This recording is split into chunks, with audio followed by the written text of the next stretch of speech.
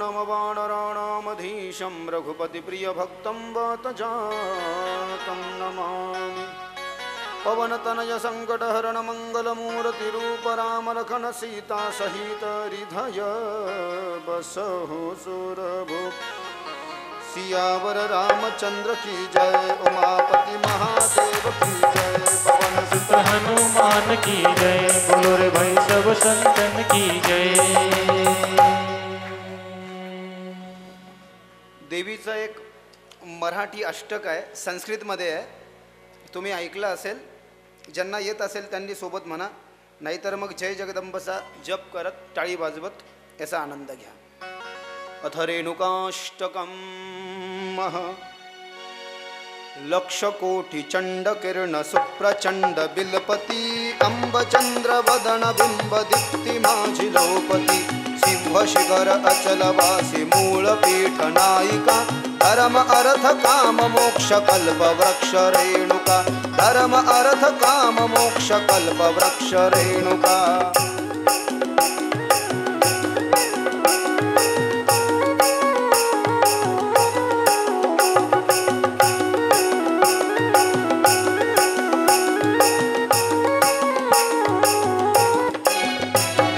अकर्ण अरुण वर्ण नेत्र श्रवणी दिव्य कुंडले डोलताति पुष्पहार भार फार दाटले अष्टदंडी बाजूबंदी कंकणादि मुदरिका धर्म अर्थ काम मोक्ष कल्प वृक्ष रेणुका धर्म अर्थ काम मोक्ष कल्प वृक्ष रेणुका। टाळी वाजवत जरा ताली सेवा देते हरिबोल।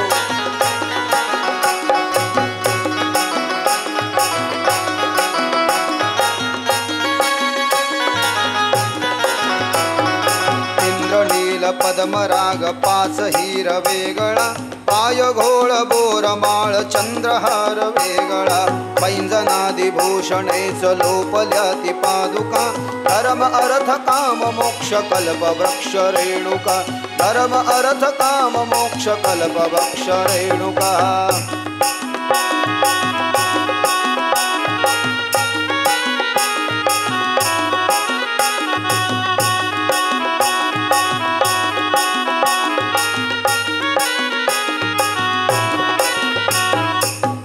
चंद्र विष्णु ब्रह्म नारदादि वंदिती अगदि अंत ठावहीन आदि शक्ति भगवती प्रचंड चंड मुंड खंड विखंडकारी अंबिका धर्म अर्थ काम मोक्ष कल्प वृक्ष रेणुका धर्म अर्थ काम मोक्ष कल्प वृक्ष रेणुका।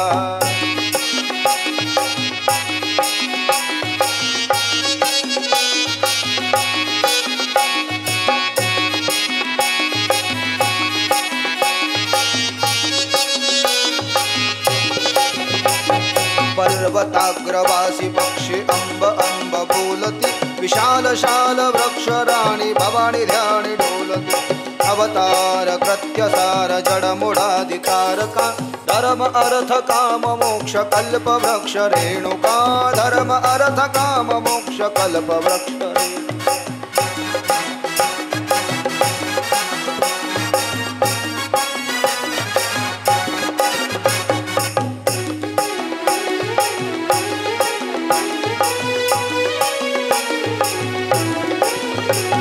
अनंत गुण अनंत शक्ति विश्व जननी भासली सव्यभागी दत्त अतरी वाम भागी कालिका धर्म अर्थ काम मोक्ष कल्प वृक्ष रेणुका धर्म अर्थ काम मोक्ष कल्प वृक्ष रेणुका।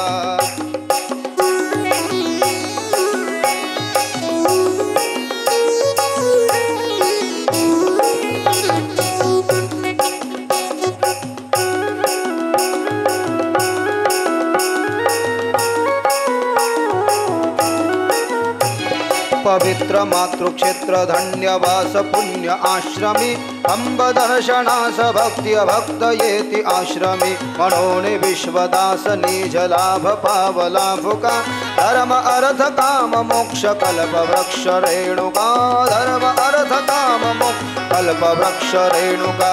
लक्ष कोटि चंड किरण सुप्रचंड बिलपति अंबचंद्र बदन बिंब दीप्ति माझि लोपति सिंह शिखर अचल वासी मूल पीठ नायक धर्म अर्थ काम मोक्ष कल्प वृक्ष रेणुका धर्म अर्थ काम मोक्ष कल्प वृक्ष रेणुका धर्म अर्थ काम मोक्ष कल्प वृक्ष रेणुका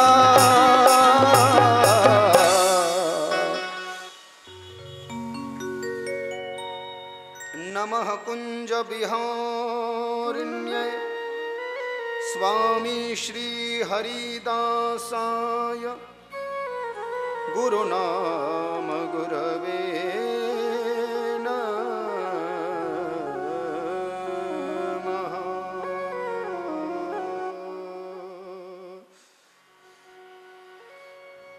श्री राधा मेरी स्वामिनी और मैं राधे जू को दास जन्म जन्म मोहे दीजियो श्री चरणन को बास श्री वृंदावन को बास भक्त भक्ति भगवंत गुरु चतुर नाम वपु एक इनके पद वंदन किए नाशत विघ्न अनेक। जय जय श्री राधा रमण जय जय श्री नवल किशोर जय गोपिका चित चोर प्रभु जय जय माखन चोर।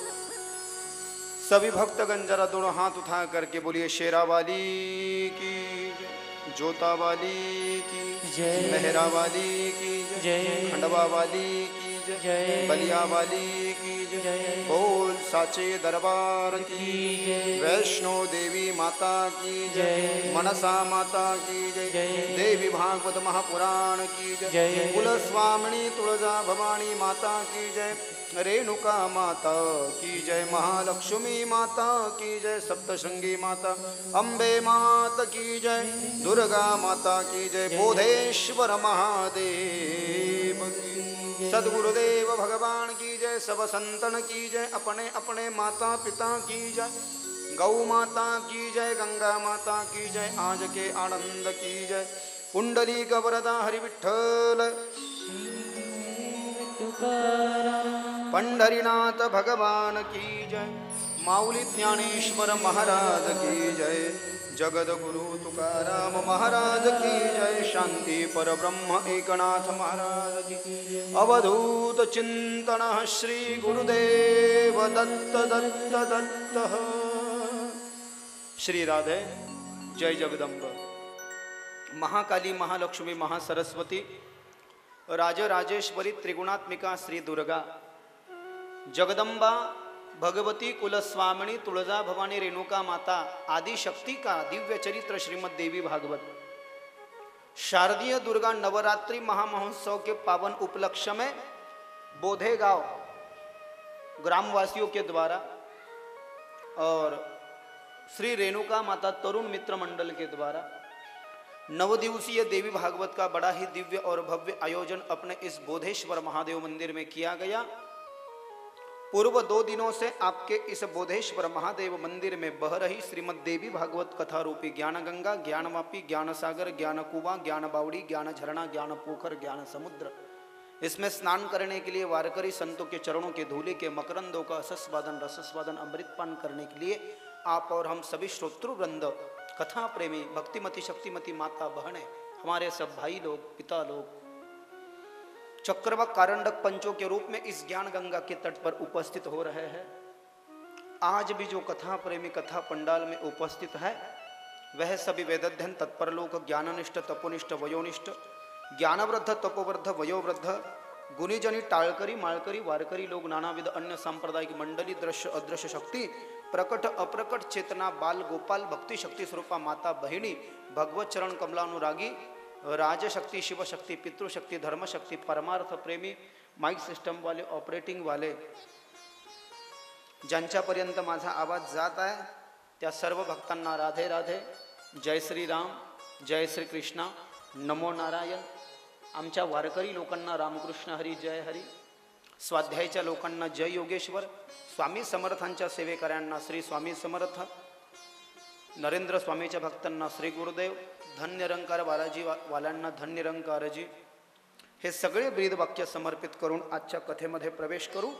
अब नहीं जानते, लगता है भगवती को भी अच्छे गाने वाले भक्त भगवान को बड़े पसंद आते हैं। त्याला इंग्रजीमध्ये बॉटम ऑफ हार्ट असं म्हणतात, बॉटम ऑफ हार्ट, बेंबीच्या देठापासून। गीतेमध्ये आहे ना, चतुर्विधा भजन्ते माम, 4 प्रकारचे भक्त भगवंतानं सांगितलं ना। चतुर्विधा भजन्ते माम जना सुकृतिनोर्जुन अर्थो जिदन्यासु सुररथार्थि ज्ञानी चंभर तर्श्रव। काही काही लोक फक्त वरती गातात, गळ्याला आणि पोटाला ताण देत नाही। बेंबीच्या देठापासून नाभी के अग्र से, बेंबीच्या देठापासून नाभी के अग्र से, बॉटम ऑफ हार्ट, इथून जे लोक गातात। आज मारुतीची आरती होती आणि म्हणून मला घ्यायला जे मंडळातले एक जण येतात रोज, ते म्हणले मारुतीची आरती, म्हणलं आता माझं मारुतीच ऐकल बरं का। म्हणून मी तिथे गेलो आणि आरती मध्ये सम्मिलित झालो। हनुमान चालीसा चालू होती, आरतीमध्ये सम्मिलित झालो आणि थोडासा अंगारा लावला। दत्ताचा आणि हनुमानाचा मी भक्त आहे। मी हनुमंताला अशी प्रार्थना केली, कमीत कमी फक्त 11 तारखेपर्यंत। तुम्हाला वाटेल असं एवढा व्यायाम गियामाचं बाबा बोलतो आणि एवढं सगळं करतो, लेकिन शास्त्रों में ऐसा लिखा गया शारीरिक भोग जो है उनको भोग के ही मिटाना पड़ता है। फक्त देवावर थोडासा भार आपण टाकू शकतो, नाही असं नाही। जितना कम करना है भगवान उतना कम कर देते, लेकिन जितना दर्द इस शरीर में लिखा होगा पूरी जिंदगी कटने तक, चाहे आप हो चाहे मैं हूं, उसको कटाना भी पड़ेगा। सहन करण्याची सुद्धा क्षमता असली पाहिजे। वास्तविक पाहता खरोखर नॉर्मली थांबलोय, पण दर्द आहे त्याच्यामध्ये। 29 तारखेला जे काही बोधेगावचे लोक 22 तारखेला तिकडे पितृपक्षाच्या कथेत आले, तर 29 तारखेला जे आम्ही कीर्तन केलं, ते कीर्तन करायच्या आधीच दातामध्ये अचानकपणे त्रास चालू झाला। तर मी तर हेल्थ कॉन्शियस व्यक्ती आहे, कुठल्याच प्रकारची त्रुटी माझ्या याच्यात मी राहू देत नाही। काहीतरी समस्या म्हणावं लागेल, कुछ हो पूर्व जन्म का तो वो इससे निकल जाएगा। और 11 तारीख तो कथा अपनी चलने ही वाली है, उसमें कोई समस्या नहीं, उसमें कोई दिक्कत नहीं। तर कालपर्यंत आपण कथा श्रवण करत होतो। भगवान विष्णूचा हयग्रीव अवतार झाला। बोलिए हयग्रीव भगवान की जय। आणि हयग्रीव होऊन त्यांनी हयग्रीवाचा वध केला। आणि दुसरं म्हणजे मधु आणि कैठब नावाच्या राक्षसासोबत भगवान विष्णूच्या कानातून जो मळ बाहेर पडला, शेष नावाच्या नागावर झोपलेले होते भगवान विष्णू समुद्रावर। कानातून जो मळ बाहेर पडतो त्याला मल असं म्हटलेलं आहे, आणि माणसामध्ये जो अभिमान आहे त्याला कैठब असं म्हटलेलं आहे। माणसाला अभिमान नसावा, पण स्वाभिमान जरूर असावा। भगवान विष्णूनं जगदंबेच्या कृपेनं मधु आणि कैठबाचा वध केला आणि ब्रह्मदेवाचं जे सिंहासन हिसकून घेणार होते मधु कैठब, ते ब्रह्मदेवाचं सिंहासन ब्रह्मदेवाला पुन्हा वापस दिलं। काल त्याच्या आधी आपण कथा ऐकली, सूत महाराज 88,000 ऋषींना नैमिषारण्य तीर्थामध्ये सांगतात देवी भागवतात की महर्षी वेदव्यास त्यांच्या आश्रमाच्या बाहेर झाडावर त्यांनी चिमणीचं जोडपं पाहिलं, आणि ते चिमणीचं जोडपं आपल्या पिल्लांवर प्रेम करत होतं, आणि म्हणून स्वतःला पुत्र असावा या उद्देशानं भगवान शंकर आणि जगदंबा देवीची तपश्चर्या करायला ते जंगलामध्ये गेले। आणि भगवान शंकराची तपश्चर्या त्यांनी केली। नमामि शमीशान निर्वाण रूपम विभुं व्यापकं ब्रह्मवेद स्वरूपम निजं निर्गुणं निर्विकल्पं निरीहं चिदाकाशमाकाशं भजेऽहं निराकारमोकारमूलं तुरीयं गिराज्ञानगोतीतमिशं गिरीशं करालं महाकालकालं कृपाणं गुणागार संसारपारं नतोऽहं नमामि शमीशानिर्वाणरूपं विभुं व्यापकं ब्रह्मवेदस्वरूपं निजं निर्गुणं निर्विकल्पं कल्पं निरीहं चिदाकाशमाकाशवासं भजेऽहं चिदाकाशमाकाशवासं भजेऽहं चिदाकाशमाकाशवासं भजेऽहं। बोलिए बोधेश्वर भगवान की जय। हे रुद्राष्टक स्पेशल तुमच्या बोधेगावचं यूट्यूबला टाकलेलं जे कथेत म्हटलं होतं ना, 5 दिवसाची शिवमहापुराण कथा आणि 8 दिवसाची देवी भागवत कथा तुम्हाला यूट्यूबला पाहायला भेटेल. हे जे मी आत्ता म्हटलो आहे हे पूर्ण 8 श्लोकांचं रुद्राष्टक यूट्यूब चॅनलला टाकलेलं आहे.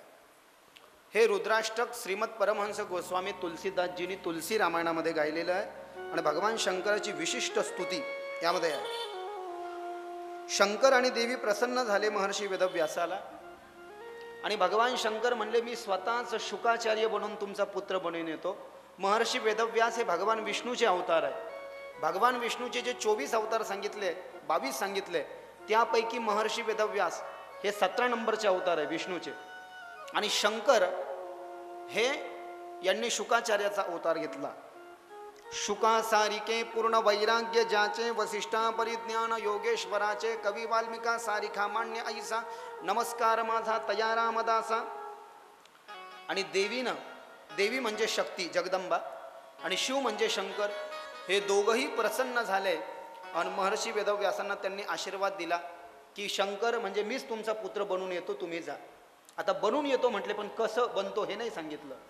व्यासाचं लग्न झालेलं नाही तरी पुत्र होणार आहे. एक दिवस महर्षी वेदव्यास जुन्या काळातले साधू संत लाकडाला लाकूड घासून आग तयार करायचे हवना करता. व्यासजींच्या अंगणामध्ये एक झाड होतं. झाडाखाली एक अरणी पात्र होतं. लाकडाचं पात्र म्हणजे रांजण लाकडाचा. त्याच्यामध्ये त्यांनी एक रवी म्हणजे लाकूड घेतलं आणि लाकूड घेऊन त्याला दोरी बांधून त्याचं मंथन करू लागले लाकडाला लाकूड घासून आग निर्माण व्हावी म्हणून. आणि लाकूड घासत असताना झालं असं की त्यांना वाटलं की शंकरानंद देवीनं आपल्याला वरदान दिलं तुम्हाला मुलगा होईल पण अजून काही झालं नाही. असा विचार करत असताना नेमकं वरतून एक अप्सरा चालली होती. कुठून? आकाशमार्गानं. कधी? जेव्हा व्यासजी शंकरन देवीचं वरदान घेऊन घरी आले की मी शुकाचार्य बनून तुमचा पुत्र होऊन येतो आणि लाकडाला लाकूड घासत असताना तपश्चर्या करत होते तर मला पुत्र काही अजून झाला नाही. देवीकडे त्या अप्सरेकडे पाहिल्यानंतर महर्षी वेदव्यासांच्या मनामध्ये काम भावना जागृत झाली. हा व्यास है भैया इसमें लिखा है व्यासोच्छिष्टम जगत सर्वम. आणि त्या घृताची नावाच्या अप्सरेला पाहून महर्षी वेदव्यास डायरेक्ट पुरुरव्याचं आणि उर्वशीचं चिंतन करायला लागले. पुरुरव्या उर्वशी माहिती आहे भागवतातली कथा देवी भागवताच्या पहिल्या स्कंदात आली की देव गुरु बृहस्पती देवानांच ऋषीनांचम गुरुकांचम सन्निभम बुद्धिभूतम त्रिलोकेशम तम नमामि बृहस्पतीम. देवगुरु बृहस्पतीची बायको तारा. देवगुरु बृहस्पतीन त्यांची बायको तारा हे चंद्राकडे पूजेला गेले. चंद्रानं या ठिकाणी देवगुरु बृहस्पतीची पत्नी ठेवून घेतली तारा आणि चंद्राला देवगुरु बृहस्पतीच्या बायकोपासून जो मुलगा झाला त्याचं नाव सांगितलं बुध. प्रियंगो कलिका श्यामम रूपेनामच प्रतिमबुधम सौम्यम सम गुणोपेतम तम बुधम प्रणमाम्यहम. देवगुरु बृहस्पतीची बायको चंद्रापासून तिला मुलगा झाला बुध. बाप नंबरी तो बेटा 10 नंबरी. आता याला बुध नावाचं पोरग झालं. हे बुध फिरत फिरत वरतून खाली आलं मृत्यू लोकात आणि या बुधाने एका आशाबाई सोबत लग्न केलं. भागवतात आणि देवी भागवतात लिहिलं. सूत महाराज सांगतायत किती बाई 1 महिना बाई राहायची ग ग ग ग आणि 1 महिना माणूस राहायची. पहा त्याला काही माहीतच नाही. त्या बुधानं अशा बाई सोबत लग्न केलं किती बाई 1 महिना बाई राहायची आणि 1 महिना माणूस. का माहिती आहे कोण होती ती बाई? बाई व्हायच्या आधी तो माणूस होता. ज्या माणसासोबत बुधानं लग्न केलं त्याचं नाव सांगितलं सुद्युम्न नावाचा राजा सूर्यवंशात. त्या सुद्युम्न नावाच्या राजाचं लग्न झालेलं नव्हतं. तो सुद्युम्न नावाचा राजा एक दिवस घोड्यावर बसला. सूत महाराज 88 दृश्यांना देवी भागवतात सांगतात नैमिषारण्यात. घोड्यावर बसला आणि घोड्यावर बसून जंगलात शिकारीसाठी गेला. टाका वाजत वाजत घोडा. हे त्याच्यासोबत काही सेवक होते. जंगलामध्ये ते नेमकं अशा ठिकाणी गेले की तिथं गेल्यानंतर माणसाची बाई व्हायची यांना काही माहीतच नाही. राजा घोड्यावर बसला आणि जंगलामध्ये गेला. राजासोबत त्याचे काही सेवक होते घोड्यावर बसलेले. एकाएकी राजानं राजाच्या सेवकानं पाहिलं, अरे रे रे रे, हम तो औरतें बन गई, इतना ही नहीं हमारे घोडे भी घोडिया बन गई. हे सगळे माणसं जे होते, बाई होणं वाईट नाही, जन्मापासूनच एक तर बाई असावं किंवा जन्मापासूनच माणूस असावं, पण 1 महिना बाईन 1 महिना माणूस म्हणल्यावर हे किती अवघड आहे. हे माणसाच्या बाया झाल्या, घोड्याही घोड्या झाल्या. यांना म्हटलं काय भानगड आहे बा, माणसाचा बाईन बाईचे माणूस होत असेल, पुन्हा बाहेर आले पुन्हा आतमध्ये गेले, बाईची काही माणूस होईना. हे वशिष्ठाकडे आले. गुरुदेव देखो हमारी क्या हालत हो गई. वशिष्ठ ने कहा, अरे जाना था तो मुझे पूछ के जाना था. तुमको पता है तुम सभी लोग जिस जगह पर जाकर के आदमियों से औरतें बन गई हो, वो जगह शिव ने दिया हुआ शाप होने की वजह से शापित है. म्हणजे तुम्ही तिथं गेल्याच्या कारणानं अगोदर ऐका, का माणसाचा बाई होतो तिथे. भगवान शंकर एक दिवस तिथं माता पार्वतीला मांडीवर घेऊन बसले होते. रात्रीची वेळ होती. ब्रह्मदेवाचे 4 मानसपुत्र सनक, सनंदन, सनातन, सनत कुमार, सनकादी कुमार, ज्यांनी लंगोट घातलेली आहे, कौपिन, ब्रह्मचर्याचं पालन करतात. 4 जणांच्या हातात एक एक वेद आहे आणि 5-5 वर्षाचं वय आहे. त्यांचं वय वाढतही नाही, वय कमी होत नाही. आणि हे आपले देवा मंत्र म्हणतात ना, रामेश्वरचे खराटेदार मंत्र, अणभद्राग्रतभो यंतो वैश्वतो दब्धास अपरितास, हे असे मंत्र म्हणणारे ते सनकादी कुमार. शंकर पार्वतीचं दर्शन घ्यायला गेले. तिथे अंधार होता म्हणून त्या चौघांच्या हातामध्ये तुम्ही जशी ज्योत आणली मंडळाने ना, तशी ज्योत म्हणजे मशाल होती. मशाल होती. त्यांनी पाहिलं ते थोडेसे लज्जित झाले, लज्जायमान झाले. सनकादी कुमार माना खाली घातल्या आणि शर्मेनं वापस आले. का? माता पार्वती विवस्त्र शंकराच्या मांडीवर बसलेली होती. हे सनकादी कुमारांना खूप लज्जास्पद वाटलं. माता पार्वती ही लज्जायमान झाली. ती उठली पटकन. माता पार्वती शंकराच्या मांडीवर. भगवान शंकरानं वस्त्र माता पार्वतीच्या अंगावरती फेकले.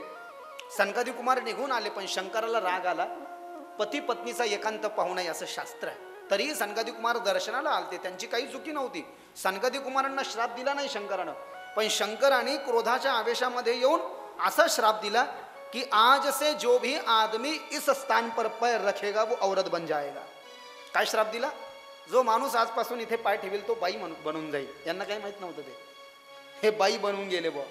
आता बाई बनून गेले म्हणले, देखो गुरुदेव, जुन्या काळात असं होतं की एखादा राजा मरण पावला, एखादा राजा जर का मरण पावला आणि त्याच्या जागेवर दुसरा राजा घोषित नाही केला तर पहिल्या राजाचे अंतिम संस्कार करता येत नव्हते. राजाचं लग्नच झालेलं नव्हतं तर राजाला मुलाचा प्रश्नच कुठून आला. शंकराची प्रार्थना केली वसिष्ठ गुरुदेवानी.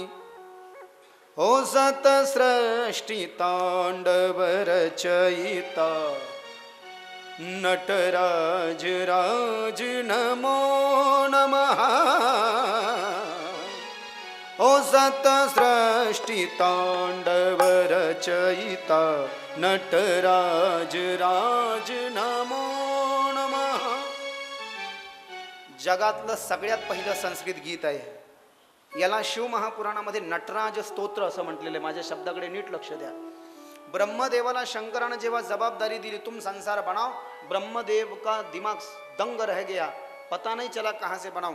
तेव्हा ब्रह्मदेवानं शंकराची जी प्रार्थना केली होती, तेव्हा शंकर ब्रह्मदेवाच्या रूपात ज्या रूपामध्ये आले ब्रह्मदेवासमोर, उजवीकडचा भाग पूर्ण शंकराचा पुरुष आणि डावीकडचा भाग पूर्ण पार्वतीचा शक्ती. शंकर वेगळे झाले पुरुष आणि पार्वती वेगळी झाली शक्ती. शिव अलग, शक्ति अलग, पुरुष अलग, प्रकृति अलग, परमात्मा अलग, आदिशक्ति अलग. और तब से मैथुनी सृष्टि का आरंभ हुआ. इसको नटराज स्तोत्र कहा गया है. बोधेश्वर भगवान. शिव महापुराणामध्ये काही देवीचे भजन आले होते ना, म्हणून देवी भागवत काही बोधेश्वरचे येत आहेत. याला नटराज स्तोत्र असं म्हटलेलं. शंकराला वशिष्ठाने प्रार्थना केली की शिवजी, आपके श्राप की वजह से मेरा शिष्य देखो ये राजा है, ये औरत बन गया, अब इसका राज्य कौन संभालेगा, आप इसको पुन्हा आदमी बना दीजिए. शंकर म्हणले नाही, मी दिलेला श्राप आहे बदलून देऊ शकतो, पण श्राप पूर्ण खोटा होऊ शकत नाही. तू माझा भक्त आहेस वशिष्ठा म्हणून बदलून देतो की हा जो सुद्युम्न नावाचा राजा आहे हा 1 महिना बाई राहील. काय म्हटले? 1 महिना बाई राहील आणि 1 महिना माणूस राहील. पण गावात लोक त्याला हसायला लागले. बरोबर आहे ना? हा बाई असताना घरचे कामं करायचा आणि माणूस असताना मार्केटमध्ये फिरायचा. लोक म्हणले काय आहे बा. पण ज्या महिन्यामध्ये हा बाई झाला त्या महिन्यामध्ये याचं नाव पडलं इला. काय नाव पडलं याला? इला. आणि ही इला एका लग्न समारंभामध्ये गेली मैत्रिणीसोबत. तिथं बुध आला. बुधानं या इलेला पाहिलं. बुधानं या इलेला पाहिलं. आता बाई सारखी बाई दिसली ना ढळढळ. त्याला काय माहित होतं? बाई सारखी बाई दिसली ढळढळ, त्याला काय माहित की हे पुढच्या महिन्यात माणूस होतय म्हणून. त्या बुधानं घेतलं लग्न करून तिच्यासोबत. बाई सारखी बाई दिसली ना, ढळढळ बाई दिसली ना, दिवसा ढवळ्या. बुधानं त्या इलेसोबत लग्न केलं. पण झालं असं, लग्न झाल्यानंतर ती इला गर्भवती राहिली. आणि गर्भवती बनणे धर्मशास्त्रानं हा आमच्या माता माऊल्यांचा धर्म आहे. गर्भवती बनणे हा स्त्रियांचा धर्म आहे. पिता बनणं हा पुरुषांचा धर्म आहे. माता बनणं हा तुमचा धर्म आहे. ती इला गर्भवती झाल्यामुळे 9 महिने 9 दिवस बाईच राहिली, माणूस झालाच नाही. 9 महिने 9 दिवस ती बाई राहिली. तिने एका मुलाला जन्म दिला. त्या मुलाचं नाव ठेवलं पुरुरावा. काय नाव ठेवलं? पुरुरावा. आणि इलेनं जेव्हा त्या पुरुराव्याला जन्म दिला आणि बाळाची आई झालेच ती माणूस झाली नवऱ्यासमोर. बुध म्हणला तू तर मला फसवलं, अब मैं 1 मिनिट भी यहाँ पे नहीं रुकूंगा. असं म्हणून बुध वरती स्वतःच्या वडिलाकडे चंद्राकडे निघून गेला. बुध. इलेची काही चूक नव्हती. इला उर्फ सुद्युम्न महिनाभर माणूस महिनाभर बाई असं जीवन जगत जगत तोही कदारला. आणि शेवटी पुरुरवा जेव्हा तारुण्यपणामध्ये त्यानं पदार्पण केलं तेव्हा पुरुरव्याला त्यानं राज्याभिषेक केला आणि पुरुरव्याला आपलं उत्तराधिकारी घोषित करून तो ब्रह्मलीन झाला, राजा सुद्युम्न उर्फ इला. आता हा जो पुरुरवा आहे याची कथा फार विशिष्ट सांगितली आहे देवी भागवतामध्ये. संकेत आहे. ह्या पुरुरव्याचा पराक्रम ऐकून स्वर्गातली अप्सरा उर्वशी जी इंद्राच्या दरबारामध्ये नृत्य करायची, इंद्राच्या दरबारामध्ये जे नृत्य करायचं ना, जे शास्त्रीय संगीतामध्ये सगळं चालायचं, इंद्र सोडून तिला वाटलं याच्याशी लग्न करावं म्हणून ती स्वर्गातली अप्सरा डायरेक्ट खाली उतरून पुरुरव्याकडे आली आणि पुरुरव्याला म्हणली मैं तुम्हारी पत्नी बनना चाहती हूँ. तो म्हणला बन, त्याच्यात काय हरकत आहे, कारण स्वर्गातली अप्सरा एवढी सुंदर होती. तो नाही म्हणलाच नाही, पण तो म्हणला मी तुझी बायको बनते. स्वर्गातली अप्सरा आहे, तो मृत्यूलोकातला माणूस आहे. माझ्या 3 अटी आहेत. मी स्वर्गातून आलेली अप्सरा आहे, त्याच्यामुळे दुधापासून बनलेलेच पदार्थ मी खाईन, भाजीपोळी काही खाणार नाही. पहिली अट. आणि मला म्हणायचं नाही की भाजीपोळी का खात नाही. दुसरी अट अशी आहे की स्वर्गातून येताना मी हे 2 मेंढे सोबत आणलेले मेंढे, हे मेंढे तुला मरेपर्यंत सांभाळावे लागतील. या मेंढ्यांना जर का काही झालं तर तत्क्षण मी निघून जाईल. आणि तिसरी अट सांगितली एकांतवासाशिवाय तुम्हाला विवस्त्र दिसता कामा नाही. हे अशा 3 अटी सांगितल्या. तथास्तु. लग्न झालं शुभ मंगल सावधान सावधान, शुभ मंगल सावधान सावधान, शुभ मंगल सावधान सावधान, शुभ मंगल सावधान सावधान. दोघांचं लग्न झालं. सुखाचा संसार आहे ना ते, बस सुखा सोन्याचा संसार. मी याच्याकरता म्हणतोय असा संसार सगळ्यांचा असावा. राजा राणीचा दरबार असा सर्वांचा संसार असावा निश्चितपणे. भगवंताची कृपा असावी, आपलं घर गोकुळ असावं आणि घरामध्ये सदैव खरोखर प्रेम असावं, मनस्ताप नसावा, संतोष असावा, समाधान असावं. आणि आजकाल ते सगळं हरवलंय आहे की नाही? आजकाल ते सगळं हरवलंय. बऱ्याच लोकांच्या गळ्यामध्ये टप्पू टप्पू साखळ्या आहे बरं का सोन्याच्या, पण रात्री झोप नाही येत भाऊ त्यांना. चैन से सो नाही पाहते, वो गोळी खाना पड रही है. थोडं ठीक आहे, पण रोजच जर का गोळी खावी लागते म्हटले.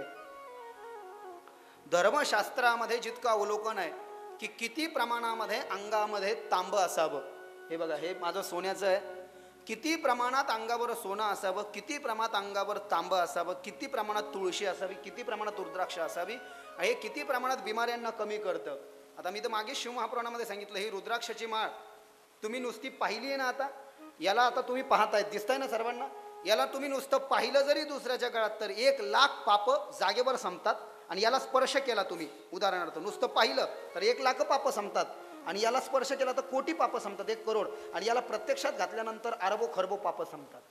हे प्रमाण आहे, शास्त्र लक्षात येत आहे. किती प्रमाणात सोनं घालावं.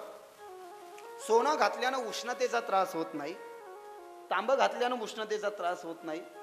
आणि कदाचित हे सगळं असेल म्हणून माझं नॉर्मली दुखत असेल आणि परत नीट होत असेल.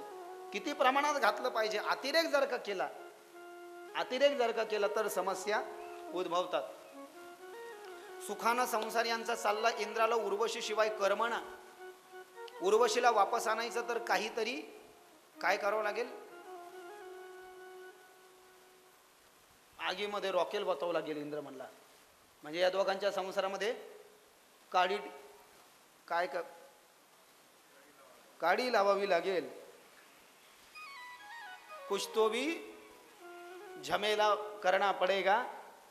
2 गंधर्वांना पाठवलं, सांगितलं रात्रीच्या वेळेस जा आणि जेव्हा उर्वशी आणि पुरुरव्या एकांतवासात असतील ना तेव्हा त्यांचे ते मेंढे जे असतील ना तिनं बांधलेले त्यांना इकडं सोडून घ्या. उनको छुड़ा लो और भगा करके ले आओ. पुरुरवा आणि उर्वशी एकांतवासामध्ये असताना इंद्राच्या सेवकानं गंधर्वानं ते 2 मेंढे सोडले आणि 2 मेंढे सोडून ते घेऊन चालले. उर्वशीचे ते सेवक होते. शेवटी सेवकाची जशी लेकराची आणि आईची ताटातूट करू नये तशी खऱ्या स्वामीची आणि खऱ्या सेवकाची ताटातूट करू नये. शास्त्रामध्ये खूप हे सांगितलं की सेवके करावे सांगितले काम तेथे होतू पण कामा नये. खेड्या माझी हनुम्या शहाणा न पडे काम व्यस्ती रे. कामच नाही ते क्रोधचे कैसे तेथे कैसे भांडण रे. सेवकानं स्वामीनं सांगितलेलं काम करावं, स्वामीच्या कल्याणाचं चिंतन सेवकानं करावं, हा सेवकाचा धर्म आहे. ते मेंढे खरोखर सेवक होते उर्वशीचे. उर्वशीच्या माघारी त्याला घेऊन पळून जाऊ लागले. ते वरडायला लागले. उर्वशीनं मेंढ्यांचा वरडायचा आवाज ऐकला आणि ती म्हणली, हे बघ तू माझ्या पहिल्या अटीचा भंग झाला. पुरुरव्या तू जरी माझा नवरदेव असला ते मेंढे पळून चालले, मी चालले तुला सोडून. तो म्हणला सोडून काही जाऊ नको, ते मेंढे मी घेऊन येतो. गडबडीत तो तसाच निघाला बिना कपड्याचा ते मेंढे वापस आणायला. ते काही मेंढे वापस देईना गंधर्व. पुरुरव्यानं युद्ध केलं आणि त्या गंधर्वांना मारून ते मेंढे वापस आणले.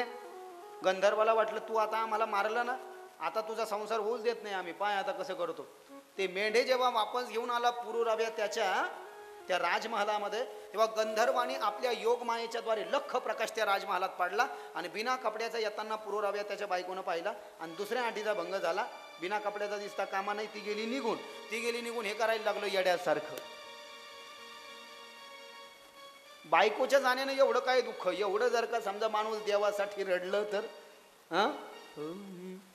प्रेम के रंग में ऐसी डूबी बन गया एक ही रूप, बन गया एक ही रूप. अपने आप से बातें करते करते करते आप बनी मैं शाम.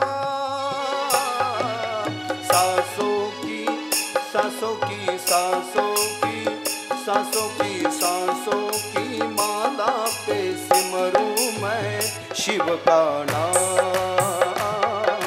सांसों की माला पे सिमरूं मैं सीताराम राधे श्याम, सीताराम राधे श्याम.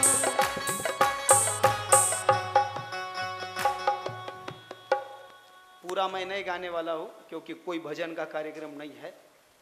एक प्रमाण बस, थोड़ा किसी की नींद हो तो चली जाती है इससे थोड़ा हिलडुल के, इसलिए. प्रीतम का कुछ दोष नहीं है, वो तो है निर्दोष,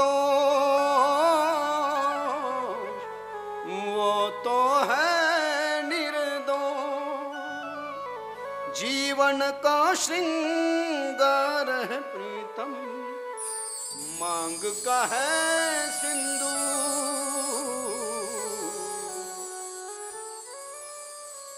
श्वास श्वास पर कृष्ण भज व्रथा श्वास मत खोल. बाकीच्या झमेल्यामध्ये आपण जेवढे लागलेले आहेत ना, बाकीचे बरेच लोक आहे झोपीमध्ये जीवन बर्बाद करत आहेत. रात्री लवकर झोपायचं नाही, सकाळी लवकर उठायचं नाही, टाइमपास मोबाईलवर जे नाही पाहायचं ते पाहायचं, टी व्हीवर जे नाही पाहायचं ते पाहायचं, पेपरमध्ये जे नाही वाचायचं ते वाचायचं, आणि वास्तविक पाहता खरं जे ऐकण्याची गरज आहे ते नाही ऐकायचं, जे वाचण्याची गरज आहे ते नाही वाचायचं. ये नरदेह पुन्हा वापिस नाही मिलने वाला है. आता भेटलंय म्हटले सदुपयोग करण्याकरता एक एक क्षण जे आहे ना या शरीराचा तो बिलकुल सत्कारणी लागला पाहिजे. एक एक मिनट का सदुपयोग करो, एक भी मिनट व्यर्थ मत गवाओ. किसी संत ने कहा था यदि आपके पास में एक मिनट भी बाकी है तो आप मरने वाले नहीं हैं. नोटों की गड्डियां भी पड़ी हैं और आपके यदि जीवन के मिनट खत्म हो गए तो आप नहीं बचने वाले. कुछ भी कर लो, यदि जीवन जीने के मिनट खत्म हो गए तो जिंदा नहीं रहने वाले हो. नोटों की गड्डियां भी पड़ी हो, नोटों से घर भी भरा हो, लेकिन आपके जीवन में यदि एक मिनट भी बाकी है तो उस एक मिनट पहले भी आप नहीं मरने वाले हो. एक तास उरला खटवांग रायासी, भाग्य दैशा कैसी प्राप्त झाली. सब सदुपयोग, मेरा सब काम टाइम पे होता है. मैं पहले उसको जीवन में उतार तब जाकर के मैं समाज में बोलता हूँ. ऐसा थोड़ी है कि मैं नींद की बोरियां भर रहा हूँ और फिर जाकर के व्याख्यान दे रहा हूँ, फिर वक्तव्य दे रहा हूँ. कितना भी दर्द हो लेकिन सवेरे मेरा 3 घंटा 4 घंटा पूजा चलती है. अब तो आज से लोग आ रहे हैं मुझे घर ले जाने के लिए तो थोड़ा उसमें कम हो गया, लेकिन 3 घंटा तो होता ही है. कोई नहीं आया तो 5 घंटा भी चल सकता है, वो 6 घंटा भी चल सकता है, उसमें कोई कॉम्प्रोमाइज नहीं है. मतलब क्या है फिर बाबा बन के कि कभी पूजा की. आपलं कसं आहे म्हणले केलं नाही तर तेल लावत गेलं, त्याला काय अर्थ आहे. हा उसमें कोई मतलब नहीं है. थेंबे थेंबे तळे साचे. पहिले थोडासा त्रास जाईल तुम्हाला, पण एक वाक्य माझं लक्षात ठेवा. अलक्ष्मीरा विषत्तेन, सुभाषितकारानं सांगितलं, अलक्ष्मीरा विषत्तेन शयन मलसा नरम. म्हणजे काय, सदैव सदैव सोते रहने वाले आलसी व्यक्ति को दरिद्रता अपना निवास स्थान बनाती है.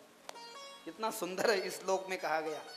जे लोक कायम झोपीच्या गोण्या भरतात म्हणले तर ते लोक कधी श्रीमंत होऊ शकत नाही असा याचा अर्थ होतोय. ज्याला श्रीमंत व्हायचंय जरा झोप कमी करा, येड्यावानी द्या सोडून, सकाळी लवकर उठा. असं मी नाही सांगत आहे या श्लोकात. अलक्ष्मीरा विषत्तेन शयन मलसा नरम. सुख दुखांतम आलस्यम. दूसरा श्लोक, सुख दुखांतम आलस्यम.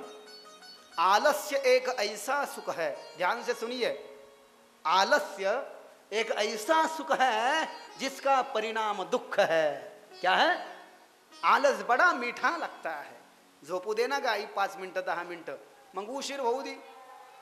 बाथरूम पॅक असतं, नम्र लागलेले असते, आंघोळ उशिरा, जेवण उशिरा, ड्युटीला उशिरा, साहेब ओरडला. सुख वाटतं, आळस फार सुखी, सगळे काम त्यानं बिघडतात. आलस्य कुतो विद्या कुतो यश कुतो धन. तिसरा श्लोक, आळशी माणसाला धनही भेटत नाही, आळशी माणसाला विद्याही भेटत नाही आणि आळशी माणसाला यशही भेटत नाही. शब्दात नीट लक्ष ठेवा. आलस्य कुतो विद्या कुतो यश कुतो धन.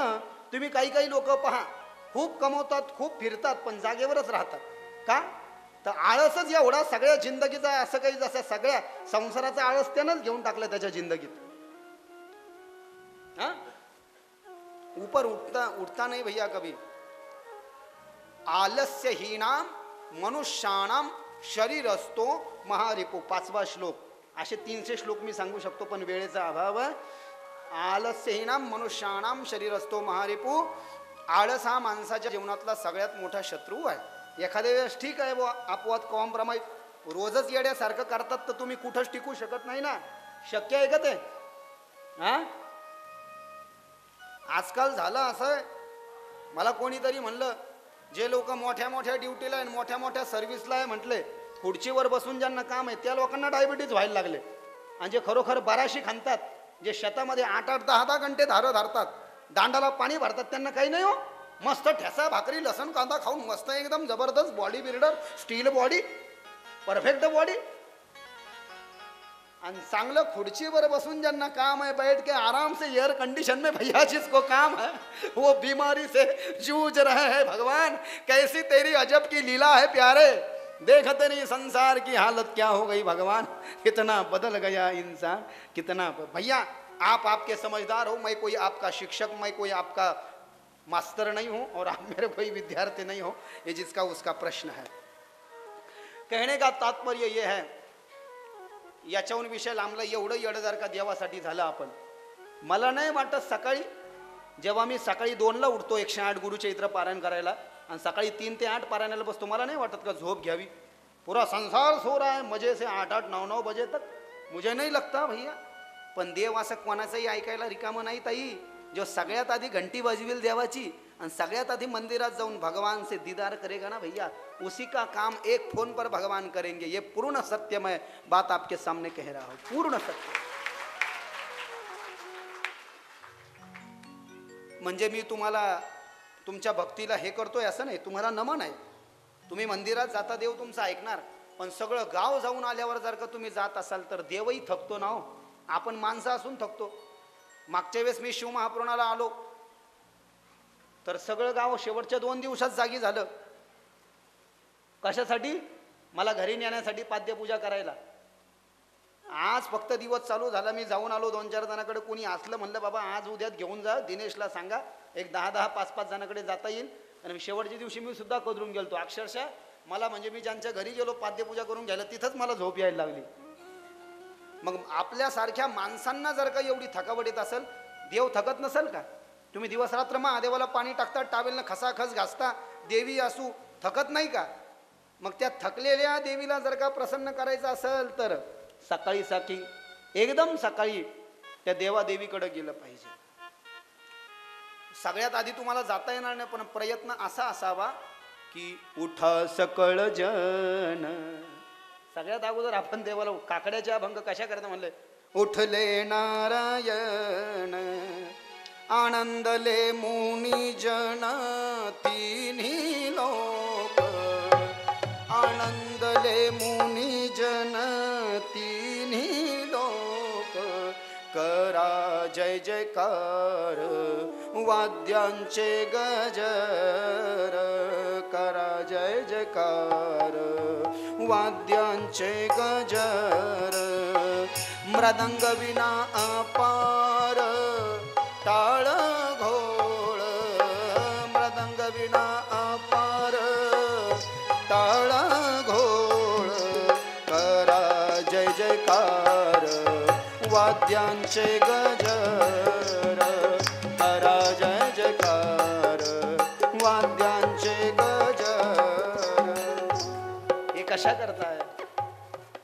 भक्तीची ये पोटी बोध काकडा ज्योती, बोध काकडा ज्योती, पंच प्राण जीवे, पंच प्राण जीवे भावे ओवाळू आरती, ओवाळू आरती माझ्या पंढरीनाथा, माझ्या रुक्मिणी कांता, दोन्ही कर जोडून, दोन्ही कर जोडून चरणी ठेविला माथा, काय महिमा वर्णू आता सांगणे किती, आता सांगणे किती, कोटी ब्रह्म हत्या मुख पाहता जाती। कशा करतात? पूर्ण काकडा म्हणायला वेळ नाही, इथे जाणकार वारकरी आहे। हे सकाळी कशा करताय? हे सकाळचं जे तत्व आहे ना, हे सकाळी खरोखर प्राप्त होतं निश्चित, याच्यामध्ये कुठल्याच प्रकारचं दुमत नाही आहे।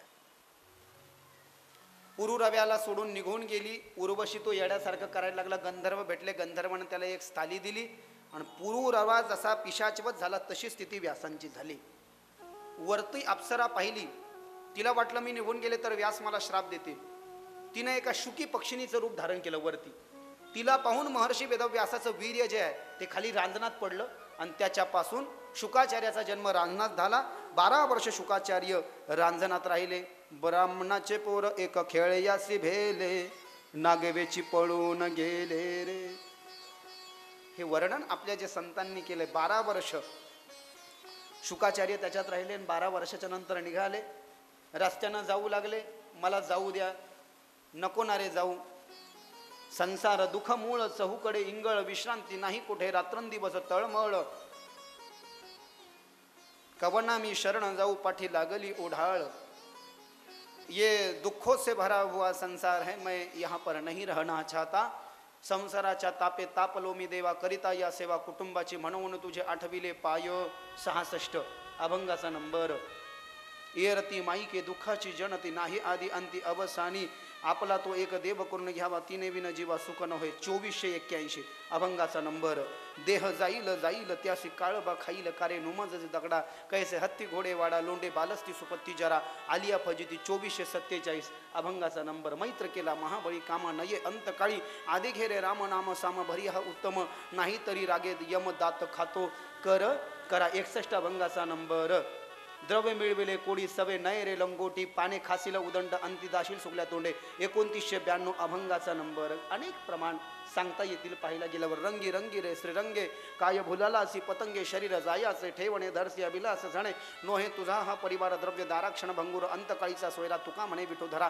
2167 अभंगाचा नंबर. जन्मासी येऊनी काय केले तुवा, मुद्दल गमाविले, कायना फिरसी माघार, अजून तरी फजित खुरा. 2168 अभंगाचा नंबर. क्षणोक्षणी हाची करावा विचार, तराव या पार, भवसिंधू नाशिवंत देह, जाणार सकळ आयुष्य खातो काळ सावधान, संत समागमी धरावी आवडी, करावी तातडी परमार्थाची, तुका म्हणे इह लोकीच्या व्यवहारे, नका डोळे धुरे भरून राहू. 2523 अभंगाचा नंबर. गाथ्यामध्ये सांगण्यासारखे अनेक प्रमाण आहे. किती या काळाचा सोसावा वळसा, लागला सरीचा पाठोपाठी, 184ची करा सोडवण, दिघा या शरण पांडुरंगा, उपजल्या पिंडा मरण सांगाते, उपजते उपसते मरते सवेची ते, तुका म्हणे माळ गुंतली राहाटी, गाडग्याची सुटी फुटली. 942 अभंगाचा नंबर. गाथ्यामध्ये दुःख बांधवडी आहे हा संसार, सुखाचा विचार नाही कोठे. 2380 अभंगाचा नंबर. गाथ्याची कथा मी इथे करायला नाही आलो, पण वारकरी लोकांना थोडं बरं वाटतं. हे सगळे प्रमाण म्हणलं. म्हणू का एक प्रमाण? म्हणू बाबा, वारकरी प्रमाण म्हणू. नको नको मना. 1597 अभंगाचा नंबर गाथ्यामध्ये. 1597. नको नको मना, अरे गुंतू माया जाळी, नको नको मना, गुंतू माया जाळी. नको नको मना, गुंतू माया जाळी, नको नको मना, गुंतू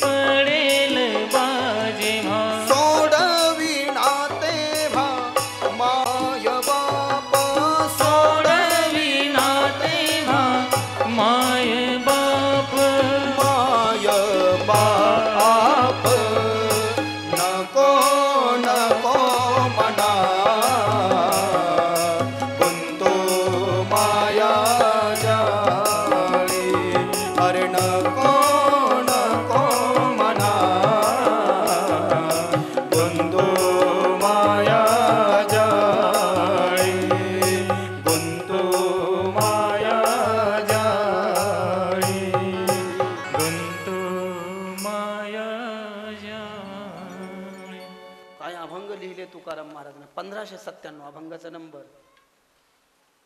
सोडविणा राजा देशीचा सौधरी आणि कसोयरी भली भली भली भली आ अरे नको नको मना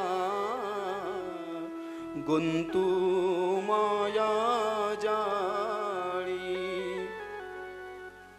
नको नको मना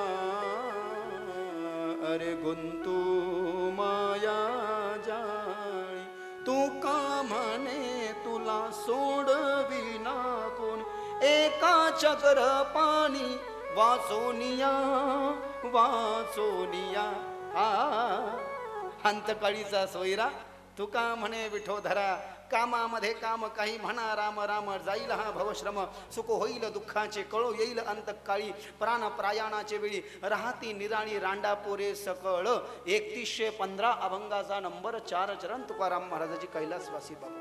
अनेक प्रमाण नाही तर ह्या पुराव्यासारखंच होईल म्हणजे आपलं पण. याचं चिंतन केलं व्यासाने, शुकाचार्य झाले. पण शुकाचार्य जन्माला आले आले म्हटले मी जातो. पुढं पळू लागले शुकाचार्य, व्यास मागे पळतात नको ना रे जाऊ शुका. पुत्र शुका पुत्र शुका पुत्र शुका.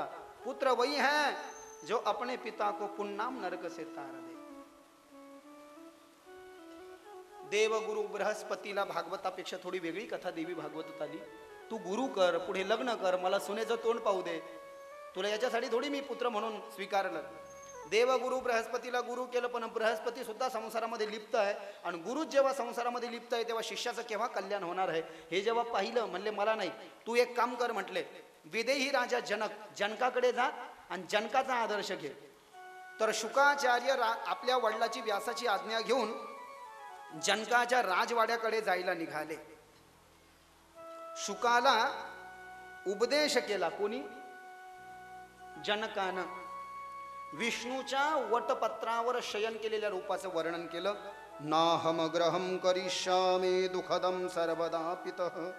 मला घरात राहायचं नाही का? घरात राहिलं की माणसाला कायम दुःख आहे म्हणले. नाहम गृहम करिष्यामि दुःखदम सर्वदा पितः वागुरा सदृशम नित्यम बंधनम सर्वदेहिना. माणसाला सुख केव्हा येते? केव्हा सुख आहे म्हटले? विषय तो त्यांचा झाला नारायण नावडे जनधन माता पिता. निर्वाणी गोविंद असे मागे पुढे काहींच सांगडे. तुका म्हणे सत्य कर्मा वावे साय घातलिया भयन. भक्त ऐसे जाणा जे देही उदास गेले आशा पाश निवारुणी. 748 अभंगाचा नंबर. बाबूराव देवडी कृत भंग गाथा. भक्तीचे ते वर्म जयाची हाती तया घरी शांती क्षमा दया. अष्टमहासिद्धी उळंगती द्वारी नवजती दुरी दावडिता. तेथे दुष्ट गुणावण्यामुळे निशेष चैतन्याचा वास झाला माझी. संतुष्ट हे चित्त सदा सर्व काळ तुटली हळहळ त्रिगुणाची. तुका म्हणे त्यांचा देव सर्व भार चालवी कामा राहून या. 3193 अभंगाचा नंबर 5 चरण तुकाराम महाराजाची गाथा. देव नौकर होतो म्हणले नौकर. कावडीने पाणीच्या घरी चक्र पाणी वाहे. अनन्य भक्ती भाव निळावंदी त्याचे पाय. देवानं आपलं सेवक व्हावं अशी भक्ती. ऐसी करणी कर चलो, ऐसी करणी कर चलो की नर का नारायण बन जाए. माणसानं अशी भक्ती करावी की त्याच्या नराचा नारायण झाला पाहिजे म्हणले.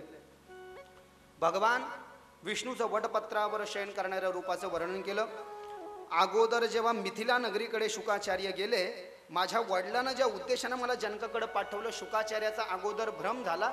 एवढा मोठा राजा आहे, पण हा राजा कसा विदेही? विदेही म्हणजे देहाचं सुख भोगतच नाही, शक्यच नाही. राजा म्हणल्यावर 100 200 बायका बाबा राजाला असायच्या, पण हा जनक कसा विदेही आहे? प्रतिहार उवाच ब्रूहि मुकोऽसि किं ब्रह्मण किमर्थं त्वमिहागतः चलनं च विना कार्यं न भवेदिति मे मतिः. शुकाचार्य जेव्हा 3 वर्ष लागले शुकाचार्याला आपल्या वडिलाच्या आश्रमातून मिथिला नगरीकडे जायला. मेरू पर्वत ओलांडून शुकाचार्य गेले असं देवी भागवतात वर्णन आहे. ज्या उद्देशानं शुकाचार्य जनकाकडे आले तो उद्देश शुकाचार्याला यशस्वी होताना दिसला नाही. कारण की शुकाचार्य जेव्हा जनकाच्या राज्यात गेले तर सेवकानं रोखलं. कोण आहे भैया तू? आणि शुकाचार्य तिथं समजले एवढा मोठा राजा म्हणले देहाचं सुख भोगत नाही इथं तर स्वतःच्या सेवेकरता सेवक ठेवले म्हणले काय कामाचं आहे. पण जनक जेव्हा आले तर जनकानं शुकाचार्याच्या मनातलं जे शंका होती ती काढली. ये सब कुछ मेरा है ये समझ नाही, मोह है, माया है, ममता है, दुख को कारण है और ये मेरा नहीं है. निमित्ताचा धनी केला असे प्राणी तुका म्हणे म्हणून व्यर्थ केला. 3086 अभंगाचा नंबर 3086. आलिया संसारा उठा वेग करा, शरणचा उदारा पांडुरंगा. देह हे काळाचे धन कुबेराचे, तेथे मनुष्याचे काय आहे. देता देवविता नेता नेबविता, तेथे याची सत्ता काय आहे. निमित्ताचा धानी केला असे प्राणी तुका म्हणे म्हणून व्यर्थ केला. हम सब निमित्त आहे. आपणही असाच विचार करायचा. हे माझं म्हणलं की मोह आणि हे माझं नाही हे देवाचं आहे. हे याला म्हटलेलं आहे मुक्ती देवी भागवतात. कळालं पुढे. आणि मग विदेही पुढे शुकाला उत्तम गती मिळते. व्यास दुःखी होतात आणि व्यासांकडून कौरव वंशाचं रक्षण झालं. पुढे कथा येईलच की महर्षी वेदव्यास त्यांची आई मत्स्यगंधा तिच्याकडे गेले. मत्स्यगंधा ही शंतनू राजाची दुसरी पत्नी, गंगा ही पहिली पत्नी. गंगेचा पुत्र भीष्माचार्य तो अजन्म ब्रह्मचारी राहिला. पुढे वडिलाचं दुसरं लग्न व्हावं आणि कोळ्यांची कन्या मत्स्यगंधा उर्फ मत्स्योदरी उर्फ सत्यवती सोबत शंतनूनं लग्न केलं. शंतनू राजाला तिच्यापासून 2 पुत्र झाले. 2 पुत्र झाले चित्रांगत विचित्रवीर्य. चित्रांगत लग्नाच्या आधीच गंधर्वाकडून युद्धात मारला गेला आणि विचित्रवीर्याचं लग्न भीष्माचार्यानं सावत्र भावासोबत. काशीराजाच्या 3 कन्या अंबा, अंबिका, अंबालिका. अंबा निघून गेली आज्ञेनं व्यासाकडे, शाल्वराजाकडे. अंबिका आणि अंबालिकेचं लग्न झालं आणि मग आंधळा धतराष्ट्र पंडू राजा आणि दासीला विदुर नावाचं पुत्र झालं. व्यासांच्या कृपेनं कौरव वंशाचं रक्षण झालं असं वर्णन आलं आणि ते प्रथमस्कंदाला पूर्णविराम दिला. श्रीमद्देवी भागवते महापुराणे प्रथमस्कंदे अध्याय हरये नमः हरये नमः. चलो जरा माता रानी के दरबार सजाते हैं. खड़े होकर के दोनों हाथ उठा करके दांडिया खेला सगळेजण. पावल्या दांडिया फुगड़ी पीछे वाले भक्त भी जरा प्रेम से.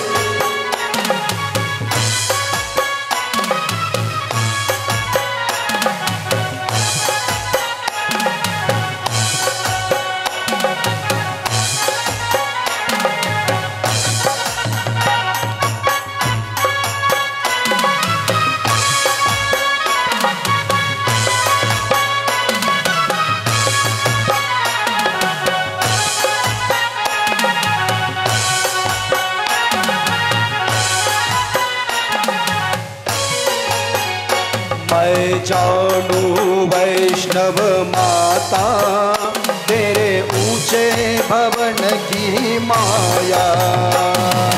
जानू वैष्णव माता तेरे ऊंचे भवन की माया.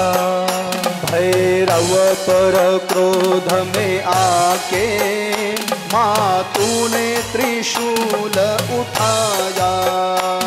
भैरव पर क्रोध में आके माँ तूने त्रिशूल उठाया.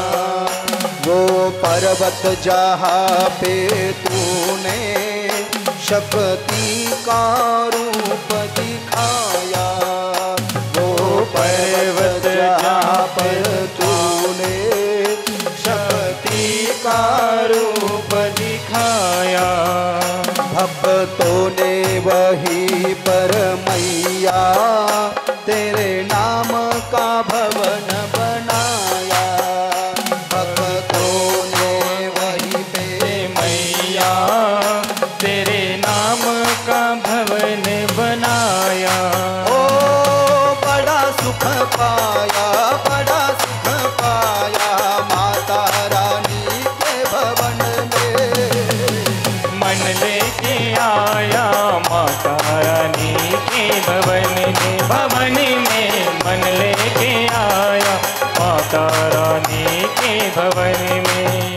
जय जय माँ अम्बे माँ, जय जय माँ जगदम्बे माँ. जय जय माँ अम्बे माँ, जय जय माँ जगदम्बे माँ.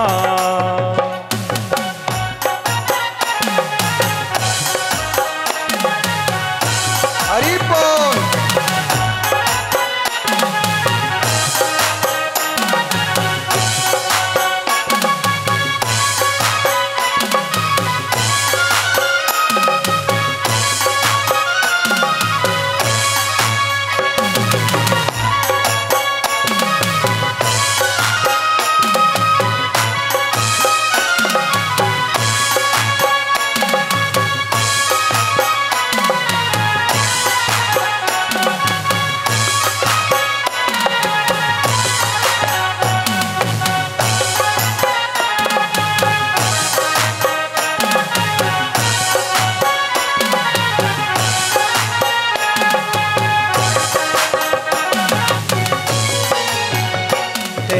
तेजन ज्वाला मैया जब उजियारा फैलाया, तेरे तेजन ज्वाला मैया जब उजियारा फैलाया।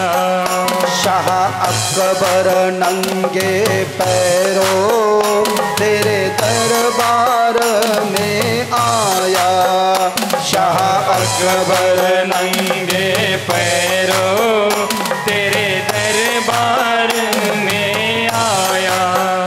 तेरी जगमग जोत के आगे श्रद्धा से शीश झुकाया, तेरी जगमग जोत के आगे श्रद्धा से शीश झुकाया।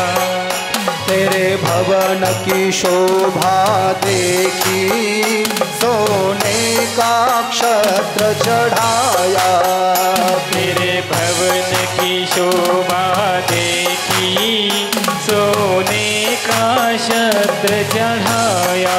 ओ बड़ा सुख पाया, बड़ा सुख पाया माता रानी के भवन में मन लेके आया। माता रानी के भवन में मन लेके आया। माता रानी के भवन में जय जय माँ अम्बे माँ, जय जय माँ जगदम्बे माँ, जय जय माँ अम्बे माँ, जय जय माँ जगदम्बे माँ।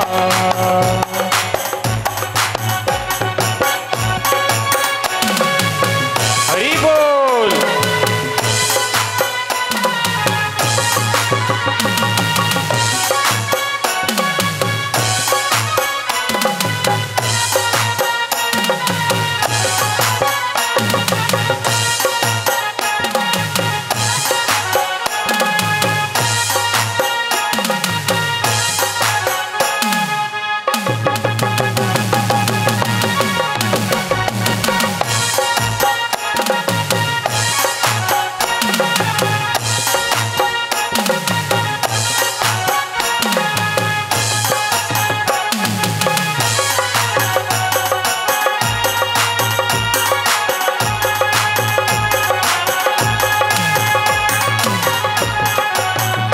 हे चिंतपूर्णी माता तेरी महिमा सबसे न्यारी, हे चिंतपूर्णी माता तेरी महिमा सबसे न्यारी।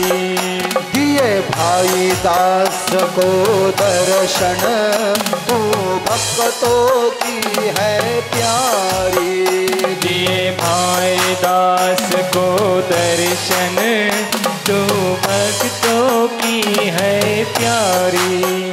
जो करे माँ तेरा चिंतन तू चिंता हर दे सारी, जो करे माँ तेरा चिंतन तू चिंता हर दे सारी।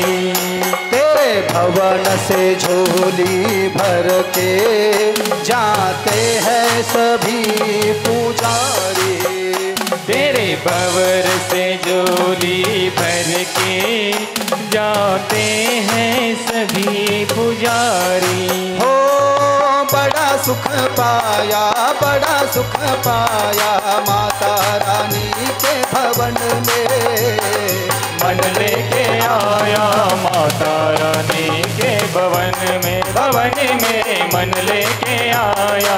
माता रानी के भवन में जय जय माँ अम्बे माँ, जय जय माँ जगदम्बे माँ, जय जय माँ अम्बे माँ, जय जय माँ जगदम्बे माँ।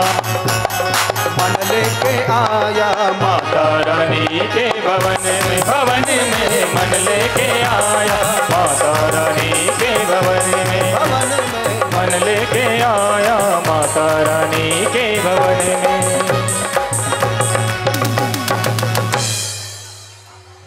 बोल अम्बे माँ मात की जय, दुर्गा मात की जय, बोल साचे दरबार की जय, दांडिया महामहोत्सव की जय, रास गरबा महामहोत्सव की जय, रेणुका माता की जय, जगदंबा कुलस्वामिनी तुळजा भवानी माता की जय।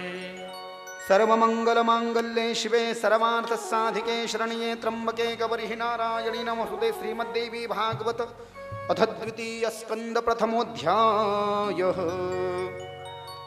मत्स्यगंधेच्या जन्माची कथा देवी भागवतात सांगितली दुसऱ्या स्कंदात। सूत महाराज 88,000 ऋषींना सांगतात उपरीचर वसू नावाचा राजा झाला। तो राजा सात्विक धर्मनिष्ठ श्रीमान ब्राह्मणांना मान देणारा असा राजा होऊन गेला। आणि तो उपरीचर वसू नावाचा राजा चेदी देशाचा राजा होता। त्याने जीवनामध्ये खूप सत्कर्म केलं म्हणून इंद्रानं प्रसन्न होऊन त्याला एक विमान दिलं होतं। ते विमान स्फटिकाचं होतं, त्याला हिरे लावलेले होते। तो राजा ते विमानातच बसायचा, जमिनीवर उतरत नव्हता, एवढा त्याचा अधिकार। त्या राजाच्या बायकोचं नाव होतं गिरिका। काय नाव? गिरिका। राजाच्या पत्नीला ऋतुकाल प्राप्त झाला आणि राजाच्या पत्नीला ऋतुकाल प्राप्त झाल्यानंतर त्या राजाच्या बायकोनं राजाजवळ नवऱ्याजवळ ऋतुदान मागितलं। धर्मशास्त्र असं सांगतंय पत्नीला ऋतुकाल प्राप्त झाल्यानंतर माणसानं या ठिकाणी तिच्या आज्ञेचं पालन करावं, नाही तर माणसाला ब्रह्महत्येचा दोष लागतो। पण पत्नीच्या इच्छेपेक्षाही वडिलाची आज्ञा श्रेष्ठ आहे, कारण वडिलाची आज्ञा साक्षात देवाची आज्ञा सांगितली आहे। स्वामी काज गुरु भक्ती पितृ वचन सेवा पती हेची विष्णूची महापूजा अनुभाव नाही दूजा निशियाचे बळ तुका म्हणे तेची फळ 2175 2175 बाबा अभंगाचा नंबर 4 चरण तुकाराम महाराजाची कैलासवासी बाबूराव देवळीकर अभंग गाथा 2175। 4 देवता मातृदेव भव, आईची आज्ञा ही देवापेक्षाही श्रेष्ठ आहे। आईला पहिलं देव म्हटलंय ऋग्वेदानं।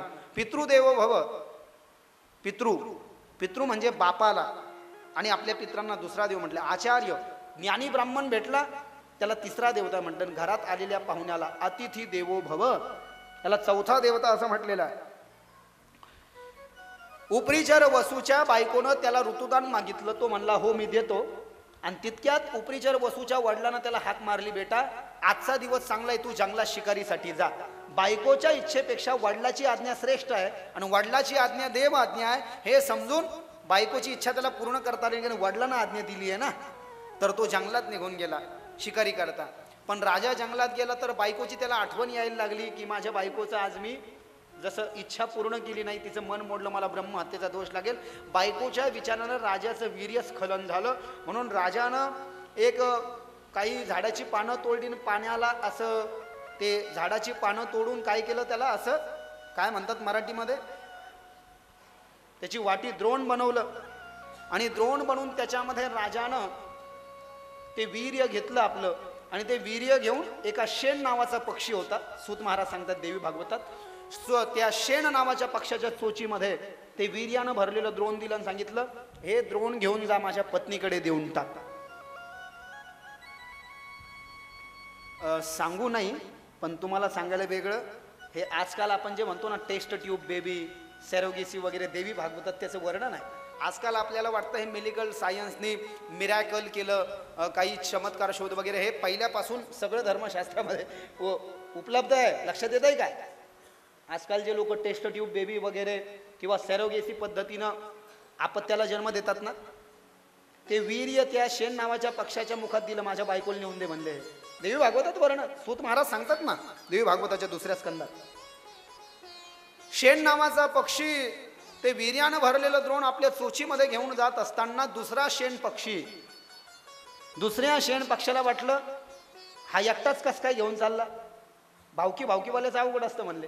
तेव्हा म्हणला मी बी घेतो आता थांब, म्हणून तो दुसरा शेण नावाचा पक्षी याच्या तोंडातलं ते हिसकायला आला। दत्तात्रयाने या शेण कुकर नावाच्या शेण पक्षालाच दत्तात्रयाने गुरु केलेलं आहे 24 गुरुपैकी।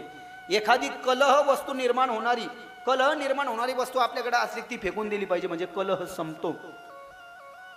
2 पक्षी याच्या चोचीतलं ते द्रोण तो दुसरा हिसकू लागला। दुसरा हिसकत असताना झालं असं की दोघाच्या भांडणामध्ये ते राजानं भरून दिलेलं वीर्याचं जे द्रोण आहे ते खाली पडलं। खाली एक नदी होती, त्या नदीमध्ये एक ब्राह्मण संध्या करण्यासाठी आला होता। तो ब्राह्मण नदीमध्ये पाय ठेवून संध्या करत होता. तितक्यात एक आद्रिका नावाची अप्सरा, स्वर्गातली आद्रिका नावाची स्वर्गातली अप्सरा जलक्रीडा करण्याकरता त्या नदीतल्या पाण्यात आली होती आणि काम वासनेनं विवल होऊन तिनं ब्राह्मणाचे पाय धरले. कधी? जेव्हा या उपरीचर वसू नावाच्या राजानं आपलं वीर्यानं भरलेलं द्रोण शेण नावाच्या पक्षाच्या चोचीत दिलं की हे माझ्या बायकोला गिरिकेला नेऊन दे, आणि दुसऱ्या शेण पक्षानं हिसकलं. दोघाच्या भांडणातून ते द्रोण वीर्याचं सटकलं, खाली नदीत पडणार. त्या वेळेसच एक ब्राह्मण नदीच्या तटावर संध्या करत होता आणि एक स्वर्गातली अप्सरा जलक्रीडा करण्याकरता आली होती. त्या अप्सरेनं ब्राह्मणाचे पाय धरले. म्हणून ब्राह्मणाला राग आला की काम वासनेने विवल होऊन तुम्ही संध्या करत असताना माझ्या धर्मानुष्ठानामध्ये तू बाधा आणली, म्हणून तू पाण्यातली माशी होशील. काय केलं? पाण्यातली माशी होशील. श्राप दिला तिला. ती म्हणली, अहो गुरुजी, मी सहज पाय धरले तुम्ही मला श्राप दिला. मग उशाप दिला, तू माशी होशील आणि माशी होऊन एका मुलाला आणि मुलीला जन्म देशील आणि त्याच्यानंतर तुझा उद्धार होईल. ब्राह्मण निघून गेला. ती अप्सरा माशी झाली पाण्यातली. उपरीचर वसूच्या वीर्यानं भरलेलं द्रोण शेण नावाच्या पक्षाच्या चोचीतून जे खाली पडलं ते त्या नदीत पडलं, आणि जी अप्सरा ब्राह्मणाच्या शापानं माशी झाली होती त्या माशीनं ते गिळलं, आणि त्या वीर्यानं ती माशी काय झाली? गर्भवती झाली. जे दोन नावं मी अगोदर सरोगेशन टेस्टड्यूब बीबी आलं एक लक्षात. एवढ्या विज्ञानात नाही घसवत तुम्हाला, जाऊ द्या. डोक्याला मुंग्या यायच्या उगच घेणं देणं. या माशी गर्भवती झाली. लक्षात येत आहे का? माशी गर्भवती झाल्यानंतर 9 महिने 9 दिवसानंतर तिचं वजन वाढलं, आकार वाढला.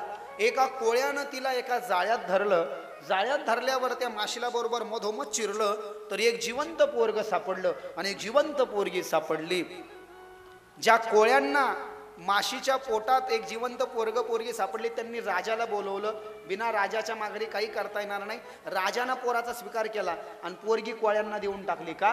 कारण की धर्मशास्त्र असं सांगतं की राजाच्या राज्यामध्ये एखाद्या माणसाला एखादी वस्तू सापडली तर सापडलेल्या अर्ध्या वस्तूवर राजाचा अधिकार असतो आणि अर्ध्या वस्तूवर ज्याला ती वस्तू सापडली त्याचा अधिकार आहे. म्हणून मुलाचा स्वीकार राजानं केला. त्याचं नाव ठेवलं मत्स्य राजा.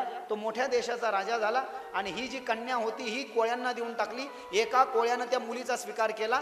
कोळ्यांची कन्या मासे पकडणाऱ्यांची कन्या म्हणून मत्स्यगंध्या उर्फ मत्स्योदरी, आणि तिचं खरं बापान नाव ठेवलेलं नाव सत्यवती. हीच शंतनू राजाची दुसरी पत्नी. कथा पुढे येते. हीच व्यासाची आई झाली. हीच महर्षी वेदव्यासाची आई झाली आणि हीच भीष्माचार्याची सावत्राई झाली. ही शंतनू राजाची पत्नी झाली. एकदा तीर्थयात्रायां व्रजन पराशरो मुनी अजगाम महातेजा कालिंद्या स्तटमोत्तमम्. वशिष्ठाचे पुत्र शक्ती, शक्तीचे पुत्र पराशर, पराशराचे पुत्र महर्षी वेदव्यास आणि वेदव्यासाचे पुत्र शुकाचार्य. वसिष्ठाचे नातू पराशर ऋषी एक दिवस यमुना नदीच्या इकडच्या तटावरून जाऊन तिकडच्या तटावर जाण्याकरता त्यांनी कोळ्याला हाक मारली. ते म्हणले, मी दमलो, माझ्या पोरीला घेऊन जा. आणि त्या मत्स्यगंधेला उर्फ मत्स्योदरीला पाहून महर्षी वेदव्यास काम विवल झाले आणि महर्षी वेदव्यासा पराशर ऋषीपासून मत्स्यगंधेला वेदव्यास नावाचा मुलगा झाला. ती घाबरली. त्यांनी सांगितलं, तुझं यवनही स्थिर राहील, काळजी करू नको, कारण तुला जो मुलगा होणार आहे तो साक्षात विष्णूचा अवतार असेल आणि तुला झालेला पहिला मुलगा कोणालाच माहिती होणार नाही. इतकंच काय, तुझ्या पतीला सुद्धा माहीत होणार नाही. शिवाय तू जेव्हा त्याचं स्मरण करशील तेव्हा तू तुझ्या समोर हजर होईल आणि तो वेदाचे विभाग करील. एका वेदाचे तो अनेक विभाग करील. म्हणून पराशर ऋषीपासून मत्स्यगंधेला विवाहाच्या आधी महर्षी वेदव्यासाचा जन्म द्वीपात झाला. द्वीपात म्हणजे नदीच्या पलीकडच्या तटावर काळ्या अंधारात, त्याला द्वीप असं म्हटलेलं आहे. आणि वर्ण त्यांचा कृष्ण होता म्हणून कृष्ण. द्वीप म्हणजे द्वैपायन आणि वेदाचे विभाग केले म्हणून व्यास. कृष्ण द्वैपायन व्यास. बोले कृष्ण द्वैपायन व्यास भगवान की जय. व्यासाचा जन्म याच्याकरता याच्यामध्ये सांगितला की व्यासानं काय केलं? व्यासानं वेदाचे विभाग केले. व्यासाचं वय 8 वर्षाचं जन्माला आल्या आल्या आईला सांगितलं, आई तू जा, जेव्हा माझं स्मरण करशील तेव्हा मी येईल. आणि नंतर व्यास गेले सुद्धा. कधी? शंतनू राजाच्या मृत्यूच्या नंतर व्यासाचं स्मरण केल्यावर व्यासापासूनच ते धृतराष्ट्र वगैरे पुढे कथा येईल, आहे की नाही, पंडू वगैरे. इकडे मत्स्यगंधेचं लग्न शंतनू राजासोबत झालं. त्याचं कारण पुढे असं सांगितलं. शंतनू राजाचा जन्म सांगितला. शंतनू राजाची पत्नी मत्स्यगंधा आणि गंगा कशी झाली तर सांगितलं, स्वर्गामध्ये एक दिवस ब्रह्मलोकामध्ये देवांची सभा भरली आणि त्या सभेमध्ये सगळे देवता गेले. एक महाभीष नावाचा राजा गेला. हा महाभीष नावाचा राजा शंतनू राजा झाला दुसऱ्या जन्मात. महाभीष नावाचा राजा गेला. तिथं देव नदी गंगा पण होती आणि ब्रह्मदेवानं सभेमध्ये सगळ्यांना बोलवल्यानंतर ब्रह्मदेव खाली बसले आणि बाकीचे सगळेजण उभा राहिले. हा शिष्टाचार आहे, लक्षात घ्या. कधीही जर का घरात एखादा कीर्तनकार आला, कीर्तनकार कथा करता जाऊ दे, पण एखादा तपस्वी असेल, वृंदावरून हरिद्वारून आला असेल, ज्ञानरत असेल, तपोरत असेल, हरिपाठ, काकडा, गाथा, ज्ञानेश्वरी हे वाचत असेल, तर कधीही आपण त्या संताच्या, त्या गुरुच्या मांडीला मांडी लावून बसू नये. एक मर्यादा आहे.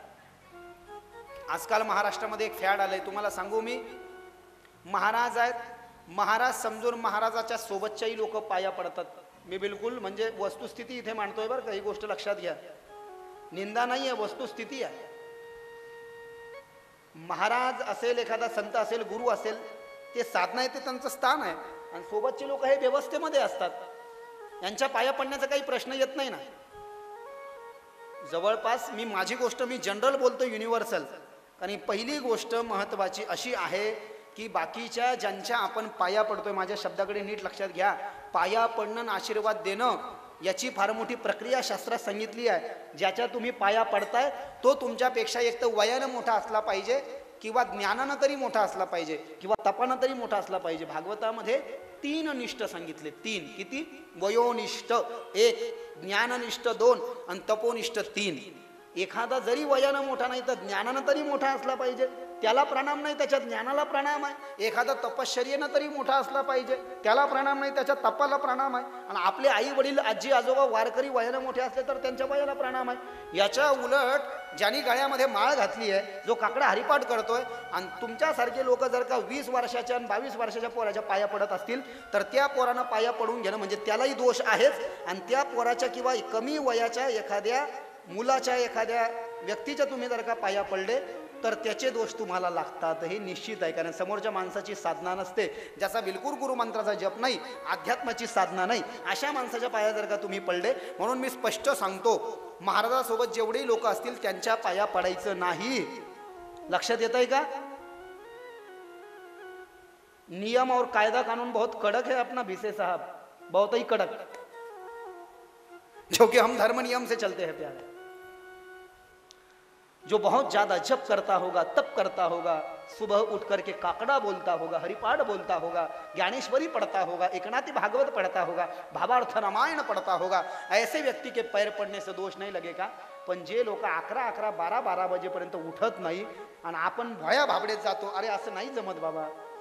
तुम्हाला माहिती आहे, शनिवारी जर का एखाद्याच्या इथं चहा पाणी घेतलं तर 1 आठवड्याचं पुण्य खलास होतं. आणि अमावस्येच्या दिवशी जर का एखाद्याच्या इथं पाणी जरी घेतलं तर 1 महिन्याचं पुण्य चाललं जातं. गुरुच्या इथं ते लिहिलेलं आहे. म्हणून ज्या व्यक्तीची साधना नाही तर त्या व्यक्तीच्या पाया पडल्यानंतर त्यानं केलेले दोष आणि त्यानं केलेले पापा आपल्याला लागतात. तो जो उशिरा उठलाय तो दोष, त्यानं जप नाही केला तो दोष. म्हणजे तुमचं पुण्य घेतलं त्यानं कव्हर करून, त्याला तुम्ही शिवले ना, पाय पडले ना त्याच्या. हा असं आहे ते. हा आलं लक्षात? आता पाया पडणाऱ्याला काय, ते तर मस्त पडून घेतील. हा आपल्याला कळायला पाहिजे ना ते. आणि मी नाही सांगणार तर कोण सांगणार तुम्हाला? जवळपास 30-35 तर शिष्य झाले असतील इथे. सगळे शिष्य मला येऊन भेटा, त्याचा एक ग्रुप बनवतील दिनेश भैया.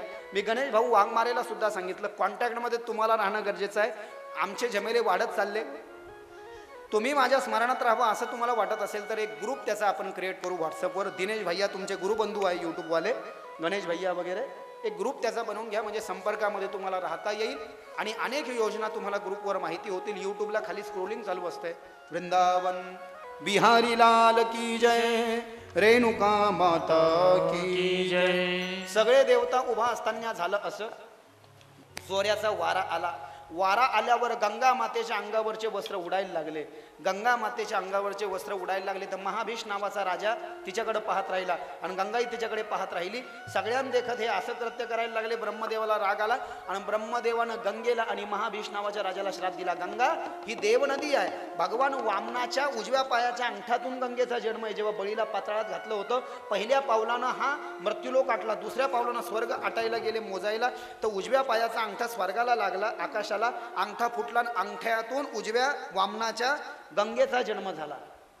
विष्णूच्या पायापासून गंगा निघाली म्हणून तिचं नाव आहे विष्णुपदी. भगीरथानं तिला स्वर्गातून खाली आणलं म्हणून भागीरथी दुसरं नाव. जन्नू ऋषीनं तिला एका ओंजळीनं विष्णू पुराणात पिऊन टाकलं म्हणून जानवी आणि तिचं खरं नाव गंगा. ती गंगा ब्रह्मदेवानं श्राप दिला, तुम्ही दोघंही भूलोकामध्ये जन्माला याल. तर गंगा ही गंगा म्हणून भगीरथानं आणली.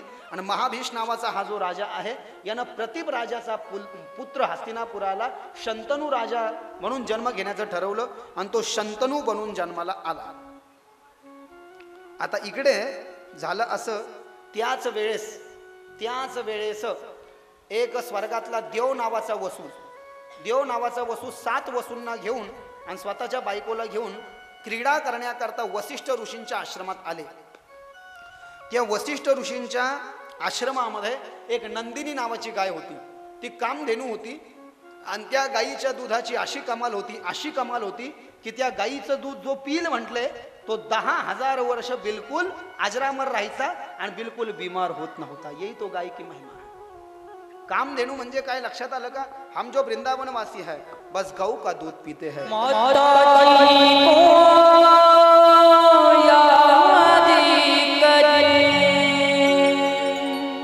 वो लोग निराले होते हैं.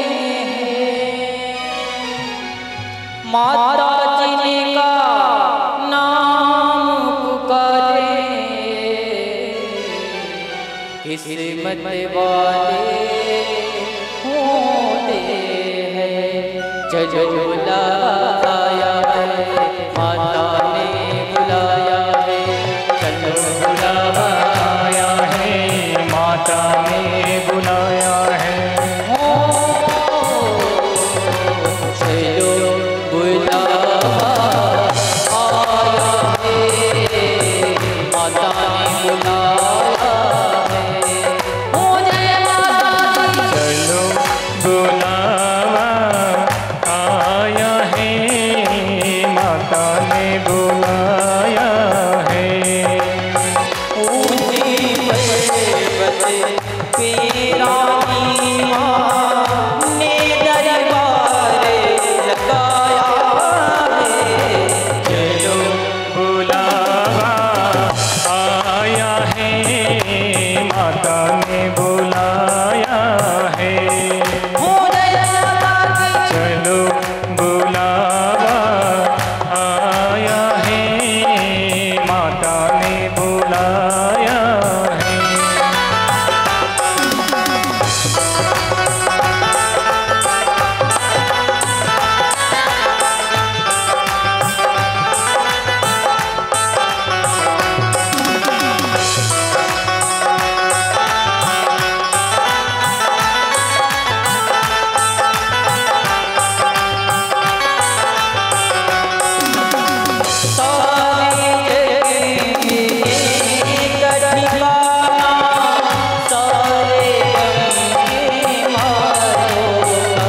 सारे जग में एक ठिकाना सारे जग के तारों का.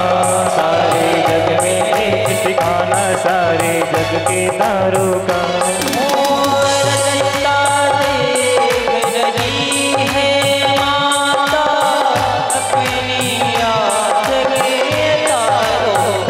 रास्ता देख रही है माता अपनी आँख के तारों का.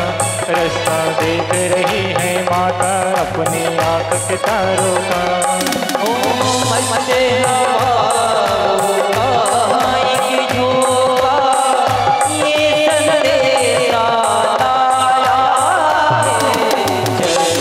बुलावा आया है माता ने बुलाया है.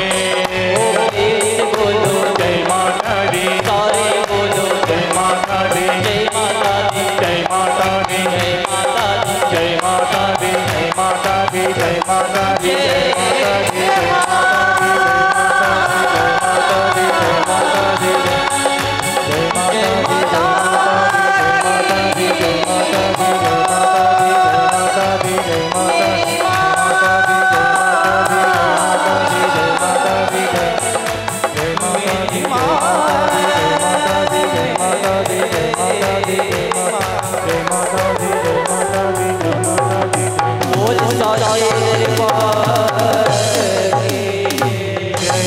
बोलो शेरा वाली की जय, जोता वाली की जय, मेहरा वाली की जय, खंडवा वाली। शेर तो बहुत जबरदस्त है माता रानी का। और बस एक 10 मिनट कथा श्रवण करके बराबर 9:15 बजे आरती में प्रवेश कर रहे हैं। देव नावाची वसूची बायको आणि उशिरा नावाच्या राजाची जी कन्या आहे ती माझी मैत्रीण आहे आणि ती कधीच मरू नये म्हणून ती गाय मी तिला देऊ इच्छिते। ती गाय तुम्ही चोरून घ्या। वसिष्ठ ऋषीच्या आश्रमातली गाय देव नावाच्या वसून आपल्या बायकोच्या सांगण्यावरनं 7 वसूंना बरोबर घेतलं आणि गाय चोरली। वसिष्ठ जेव्हा चारा घेऊन आले आश्रमात गाय दिसली नाही। ज्ञान दृष्टीनं त्यांनी जाणलं देव नावाच्या वसून हा पराक्रम केला म्हणून वसिष्ठ ऋषींनी क्रोधाच्या आवेशामध्ये येऊन देव नावाच्या वसूला श्राप दिला की तुम्ही 8ही वसू स्वर्गामधून पदच्युत होऊन मृत्यू लोकामध्ये जन्माला याल। मनुष्य भाल स्वर्गाशिवाय आम्हाला कसं काय जमेल। उशाप मागितला, दया आली। सांगितलं बाकीचे जे वसू आहे हे मनुष्य झाल्यानंतर 1 वर्षाच्या आतच मुक्त होतील, पण देव नावाचा वसू जो आहे त्यानं माझी गाय प्रत्यक्षात चोरली म्हणून तो कायम मनुष्य राहील। म्हणून देव नावाचा वसूच भीष्माचार्य झाला, गंगेचा पुत्र। आणि बाकीचे 7 वसू जे गंगेनं जन्माला 7 पोरं आले होते आणि एकामागे एक गंगेत टाकले होते ते 7 जण। वसिष्ठानं यांना श्राप दिल्यावर रस्त्यानं यांना गंगा भेटली। यांनी गंगेला प्रार्थना केली, माते शंतनू राजा जन्माला येईल, तू शंतनूची बायको हो आणि बायको झाल्यावर आम्ही 8 जण एक एक करून तुझे पुत्र हो। पुत्र झाल्यानंतर तू आम्हाला जन्माला आल्यावर एक एक करून तुझ्या गंगेच्या पाण्यात प्रवाहित कर म्हणजे आम्ही मुक्त होऊन स्वर्गाला जाऊ। गंगा म्हणली हो। शंतनू जन्माला आला आणि शंतनूचं लग्न गंगेसोबत झालं, पण गंगेने एक आठ ठेवली की मी माझ्या मनाला जसं येईल तसं वागेल आणि तुम्ही जर का मला काही विरोध केला तर मी लगेच तुम्हाला फारकत देऊन निघून जाईल। शंतनू राजाला वाटलं ठीक आहे आपण चांगलंच वागायचं बा, बायको जसं म्हणून तसंच ऐकायचं, पण त्याला काय माहित होतं ही पोरच मारून टाकणार आहे। तिनं तसं वचनच दिलं होतं आणि तो देवला श्रापही होता 7 वसूंना। आवाज येतोय माझा सगळ्यांना? गंगेला एक मुलगा झाला, पहिला वसू जन्माला आला। सांगितल्याप्रमाणे ते मनुष्य लोकात जास्ती राहणार नव्हते। जन्माला आल्या आल्या आपल्या पाण्यामध्ये त्याला वाहून टाकलं। शंतनू राजाला असं वाटलं की गंगेला काहीतरी बोलावं, ही उलटा आहे, पापिनी आहे की स्वतःच्या पोटच्या पोराला हिने मारून टाकलं, पण काही बोललो तर निघून जाईल म्हणून शांत बसला शंतनू बुवा। जाऊ द्या, पहिलं मारून टाकलं असलं दुसरं तर राहू देईल। दुसरंही पोरगा जन्माला आला तेही दिलं पाण्यात सोडून। शांती परते नाही सुख येर अवघेची दुःख म्हणवोनी शांती धरा उतरा पहिल पार तिरा 289 अभंगाचा नंबर कामक्रोध खवळलेली अंगी। शांत बसा म्हणले हो। 7 पोरं एकामाग एक मारले ते वसू जे होते ते मुक्त झाले आणि ते गेले स्वर्गाला। आणि 8व्यांदा देवव्रताचा जन्म झाला। देवानंही ज्याचं व्रत घ्यावं देवव्रत, आणि नंतर त्याचं नाव पडलं भीष्माचार्य। भीष्माचार्याचा जन्म झाला आणि भीष्माचार्याला ती गंगेत टाकणार तितक्या शंतनू म्हणलं बस झाला आता तुझा माझा संबंध नाही। अगं कुलटे पापिनी, तू माझी पत्नी आहेस का कोण आहे? अगं माझे आणि तुझे पुत्र असताना तू 7 पोरं बड़ी बेरहमी से तूने गंगा के अपने ही पानी में बहा दिए, तूने तुझे शर्म नहीं आई? इतना पाप करने से पहले तू डरी कैसे नहीं? ती म्हणली तुम्ही माझ्या अटीचा भंग केला। तुम्ही मला वागण्यापासून मी म्हणले होते की मी जसं मनात येईल तसं वागल, तुम्ही मला बोलले आता मी तुमची नाही तुम्ही माझे नाही, आज आहे तू निघून। एवढ्या पुत्राला तरी माझ्याकडे राहू दे। ती म्हणली नाही। भीष्माचार्यालाही ती घेऊन गेली आणि भीष्माला तिनं गंगेच्या तटावरच सांभाळलं। भीष्माचार्याचं वय 8 वर्षाचं झालं। शंतनू राजा दुःखी आहे, घोड्यावर बसून जंगलात शिकारीला गेले। पाहिलं कोणीतरी 8 वर्षाचं पोरग बाण मारतंय, हे माझंच तर पोरग नाही। गंगा जेव्हा घेऊन गेली होती पोराला, ते 1 वर्षाचं होतं, तिला जाऊन जवळपास आता 7 वर्ष झाले म्हणजे माझंच पोरग असेल। त्या पोराला पाहिच्या दृष्टीनं जेव्हा शंतनू राजा जवळ गेला तेव्हा गंगा आली आणि गंगेनं खरी हकीकत सांगितली, हे पोरग मी तुम्हाला देते आहे अहो हा आणि जे 7 पोरं हे 8 वसू आहेत स्वर्गाचे, यांनी वसिष्ठाची गाय चोरली होती म्हणून वसिष्ठांनी यांना श्राप दिला होता. खरी हकीकत कळली, पश्चाताप झाला. गंगे पुन्हा घरी चल, आता मी घरी येऊ शकत नाही, तुम्ही भीष्माचार्याचा सांभाळ करा, देवव्रताचा सांभाळ करा. देवव्रताला घरी घेऊन गेले. भीष्माचार्याचं वय वाढत गेलं. भीष्माचार्याचं लग्नाचं वय आहे. शंतनू राजाला पत्नी नाही, गंगा निघून गेली. शंतनू राजे शिकारी करता जंगलात गेले. मत्स्यगंधा नावाची मुलगी दिसली, ती कोळ्यांची, जी माशीच्या पोटापासून झाली होती. त्या मत्स्यगंधेसोबत विवाह करण्याची इच्छा शंतनू राजाची झाली आणि शंतनू राजा त्या मत्स्यगंधेच्या पित्याला म्हणला की तू माझ्यासोबत लग्न तुझ्या मुलीचं करून दे. तर तो मत्स्यगंधेचा पिता म्हणला मी जर का माझ्या मुलीचं लग्न तुमच्यासोबत करून दिलं तर तुमच्या पहिल्या बायकोचा मुलगा उद्या त्याचं लग्न होईल आणि तो राजा होईल, आणि माझ्या पोरीला जे पोरं होतील तर ते तुमच्या पोराचे दास होतील. मी माझ्या मुलीचं लग्न तुमच्यासोबत करून देतो, पण त्याच्याकरता तुम्हाला माझ्या मुलीपासून जे मुलं होतील त्यांनाच राजा बनवावं लागेल. भीष्माचार्याला राजा बनवता येणार नाही. हे ऐकण्याबरोबर राजाच्या पायाच्या खालची जमीन सरकली. सरकली म्हणजे म्हणायला पैरो की नीचे से जमीन खिसक गई. भीष्माचार्याच्या विचारानं राजाच्या स्मृती जागवल्या. अरे रे, मैं अपना विवाह करने के लिए मेरे बड़े पुत्र पर अन्याय नहीं कर सकता. राजाला लग्नही करायचं पण भीष्माचार्याचं नुकसान नाही करायचं. राजा महिना 1.5 महिना झाला पलंगावून उठणं. राजा थोडा बीमार पडला. भीष्माचार्य ने विचारलं पिताजी मैं आपकी आज्ञा का पालन करूंगा, बेशक आप जो भी है मुझे कहिए, मैं पूर्ण पुत्र धर्म का पालन करूंगा. वो पुत्र ही पुत्र क्या जो अपने पिता की इच्छा पूरी न कर सके. सांगे ना भीष्माचार्याला शंतनू. सेवकांना विचारलं माझ्या वडिलाला काय इच्छा आहे मला सांगा, मी ती पूर्ण करतो. राजानं सेवकाला सांगितलं की मला त्या मत्स्यगंधेसोबत लग्न करायचं आहे, पण ती मत्स्यगंधा तिचे वडील म्हणतात की भीष्माचार्य राजा नाही झाला पाहिजे आणि तिला जे पोरं होतील ते राजा झाले पाहिजे. भीष्माचार्य वडिलाची इच्छा पूर्ण करण्याकरता घोड्यावर बसले, मत्स्यगंधेच्या पित्याकडे आले आणि म्हणले हे बघ मी तुला वचन देतो की मी राजा होणार नाही. अरे बाबा तू राजा होणार नाही पण उद्या तुझं लग्न होईल ना, आणि तुझं लग्न झाल्यावर तुझ्या पोरानं माझ्या नातवाची गादी हिसकून घेतली तर. मग तो म्हणला मी आजन्म ब्रह्मचारी राहील. अरे तेवढे कुटाने कशाला करतो तो मत्स्यगंधेचा पिता म्हणला तूच माझ्या पोरीशी लग्न कर ना. काय म्हणला, अरे तूच माझ्या पोरीशी लग्न कर ना, तुझ्या वडिलाच काय वय आहे का आता लग्न करायचं, तुझं लग्न करायचं पाहिजे. नाही नाही, मेरे पिता की दृष्टि इस पर गई है और ये मेरी सौतेली माँ बनने के ही पात्र है, ये मेरी पत्नी नहीं बन सकती. अपने पिता के लिए अपने जीवन का त्याग करने वाले भीष्माचार्य जैसे पुत्र हमारे भारत देश ने हमको दिए हैं और इसी को पुत्र धर्म का पालन करते हैं प्यारे. और भीष्माचार्य जैसे पुत्र कौन हो सकता है. देवव्रत पहिलं नाव, देवानाही त्याचं व्रत करावं, तो देवव्रत. शंतनू राजाने विचारलं भीष्माचार्य कुठे गेला, तुमचं लग्न जमवायला गेलं, तू घाबरला, काहीतरी कुठानं करतो काय काय बाय, तो सॅक्रिफाईस करतो काय, म्हणजे माझ्यासाठी सगळं सोडून देतो का, तुला माझ्यावर गॅरंटी नाही ना. म्हणले धिबारा म्हणजे मत्स्यगंधेचे पिते ऐक. खंजर काढलं भीष्माचार्याने हातातून, आपला उजवा अंगठा असा चिरला आणि रक्त खाली पाण्यामध्ये पडत होतं. मैं गंगानंदन भीष्म, मैं शंतनु का पुत्र भीष्म देवव्रत ये प्रतिज्ञा करता हूं कि आज से मैं अंतिम श्वास तक ब्रह्मचारी रहूंगा, कभी भी शादी नहीं करूंगा और हस्तिनापुर के सिंहासन की सेवक के रूप में सेवा करूंगा, कभी भी राजा नहीं बनूंगा. या 2 प्रतिज्ञा केल्या. आणि शंतनूनी हे ऐकल्यानंतर शंतनूच्या डोळ्यातून अश्रुधारे आले. अरे रे पुत्रा माझ्यासाठी हे तू काय केलं, अरे तुझं लग्न करण्याचं वय आहे. अरे मी करेल नाही पिताजी, धन्य है पुत्र तू कि पिता के लिए तूने अपना त्याग कर दिया.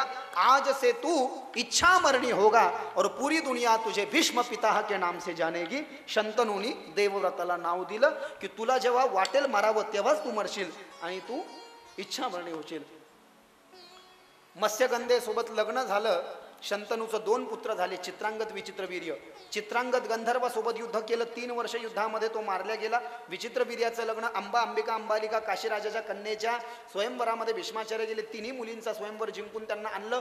अंबा म्हणली मला शाल्व राजा आवडतो, मला वापस जाऊ द्या. ती शाल्व राजाकडे वापस गेली आणि शाल्व राजा म्हणला मी तुझा स्वीकार करत नाही. ती परशुरामाकडे गेली, भीष्माचार्याच्या गुरुकडे. बरंच कुटाणा सांगितलं तो याच्यामध्ये, एवढा आपल्याला त्याचा विस्तार करायचा नाही. अंबिकेचं आणि अंबालिकेचं लग्न विचित्रवीर्यासोबत करून दिलं, पण दुर्दैवानं अनफॉर्च्युनेटली विचित्रवीर्य सुद्धा पोरं व्हायच्या आधीच मरण पावला. आणि आता त्या 2 बायका ज्या होत्या विचित्रवीर्याच्या, अंबिका आणि अंबालिका, या विधवा झाल्या. हस्तिनापुराचं सिंहासन रिकाम, शंतनू राजाची मृत्यू झाली, चित्रांगदा युद्धामध्ये मारला गेला, विचित्रवीरही मारल्या गेला, ती सत्यवती उर्फ मत्स्यगंधा सावत्राई भीष्माचार्याची म्हणली, नियोग विधीनं तू तुझ्या भावाच्या बायकांचा स्वीकार कर, शास्त्र है, माँ ये अधर्म मैं नहीं करूंगा, मैंने प्रतिज्ञा ली है की मैं अजन्म ब्रह्मचारी रहूंगा. आणि म्हणून आपल्या पहिल्या पोराची आठवण आली, कोणाला? सत्यवतीला, व्यासाची, जो पराशरापासून झाला होता. ध्यान केलं, मैं क्या करूँ माँ, तू मेरे बहुओं का स्वीकार करके हमारा वंश आगे बढ़े, इसलिए तू हमको 2 पुत्र दे. तर विचित्रवीर्याची पहिली बायको, तिचं नाव अंबिका. अंबिकेनी व्यासाला पाहिलं आणि अंबिकेनी व्यासाला पाहिल्यानंतर काय केलं? डोळे बंद केले. म्हणून अंबिकेला व्यासापासून आंधळा पुत्र झाला, डोळे बंद केल्यामुळे, धृतराष्ट्र. अंबालिकेनं व्यासाला पाहून ती पांढरट पडली, म्हणून तिला पंडूरवर्णी मुलगा झाला. आणि मग तिसऱ्यांदा दासी पाठवली या दोघीनं, अंबिकेनं अंबालिकेने, पराश्रमी, तिला विदुर नावाचा पुत्र झाला. कौरव वंशाचं रक्षण पुढे झालं या ठिकाणी असं सांगितलंय. व्यासांनी पांडवांना मृत स्वकीयांचं दर्शन घडवलं, कुंतीला मेलेल्या कर्णाचं, गंधारीला या ठिकाणी कौरवांचं आणि सुभद्रेला अभिमन्यूचं दर्शन घडवलं. यादव वंशाचा नाश झाला, राजा परीक्षितीचा जन्म झाला आणि परीक्षितीलाही तक्षक नावाचा नाग डसला आणि त्याचा पुत्र जन्मेजय यानं वपुष्टमेशी लग्न करून उत्तुंग मुनीच्या सांगण्यावरनं सर्पसत्र यज्ञ केला. पण मोठमोठाले सर्प त्याच्यामध्ये पडू लागले. आस्तिक मुनी आले आणि त्यांनी इंद्राचं आणि तक्षक नागाचं संरक्षण केलं. आणि मग जन्मेजयाला वाईट वाटलं तर तिथे व्यासांचं आगमन झालं आणि मुख्य स्त्रोताला देवी भागवतात प्रारंभ झाला. उद्यापासून आपण ऐकू देवीच्या जन्माच्या कथा वगैरे, की जन्मेजय म्हणले, अरे राजा, तुझ्या वडिलांना भागवत ऐकलं माझ्या पुत्राकडनं, मी तुला देवी भागवत सांगतो, 9 दिवसाची तू देवीचा यज्ञ कर, सुंदर देवीचं मंदिर बांध आणि माझ्याकडनं देवी भागवत ऐक. हे भागवत ऐकूनच तुझ्या वडिलाला निश्चित मोक्ष मिळेल. इथे 2ऱ्या स्कंदाला पूर्णविराम आहे. आणि उद्यापासून महर्षी वेदव्यास हे जन्मेजयाला 9 दिवसाची देवी भागवत कथा सांगतायत. मुख्य स्तोत्राला प्रारंभ आहे. आज की कथा यहाँ पर विश्राम लेती है. श्रीमद्देवी भागवते महापुराणे 2य स्कंदे अध्यायः. हरये नमः, हरये नमः.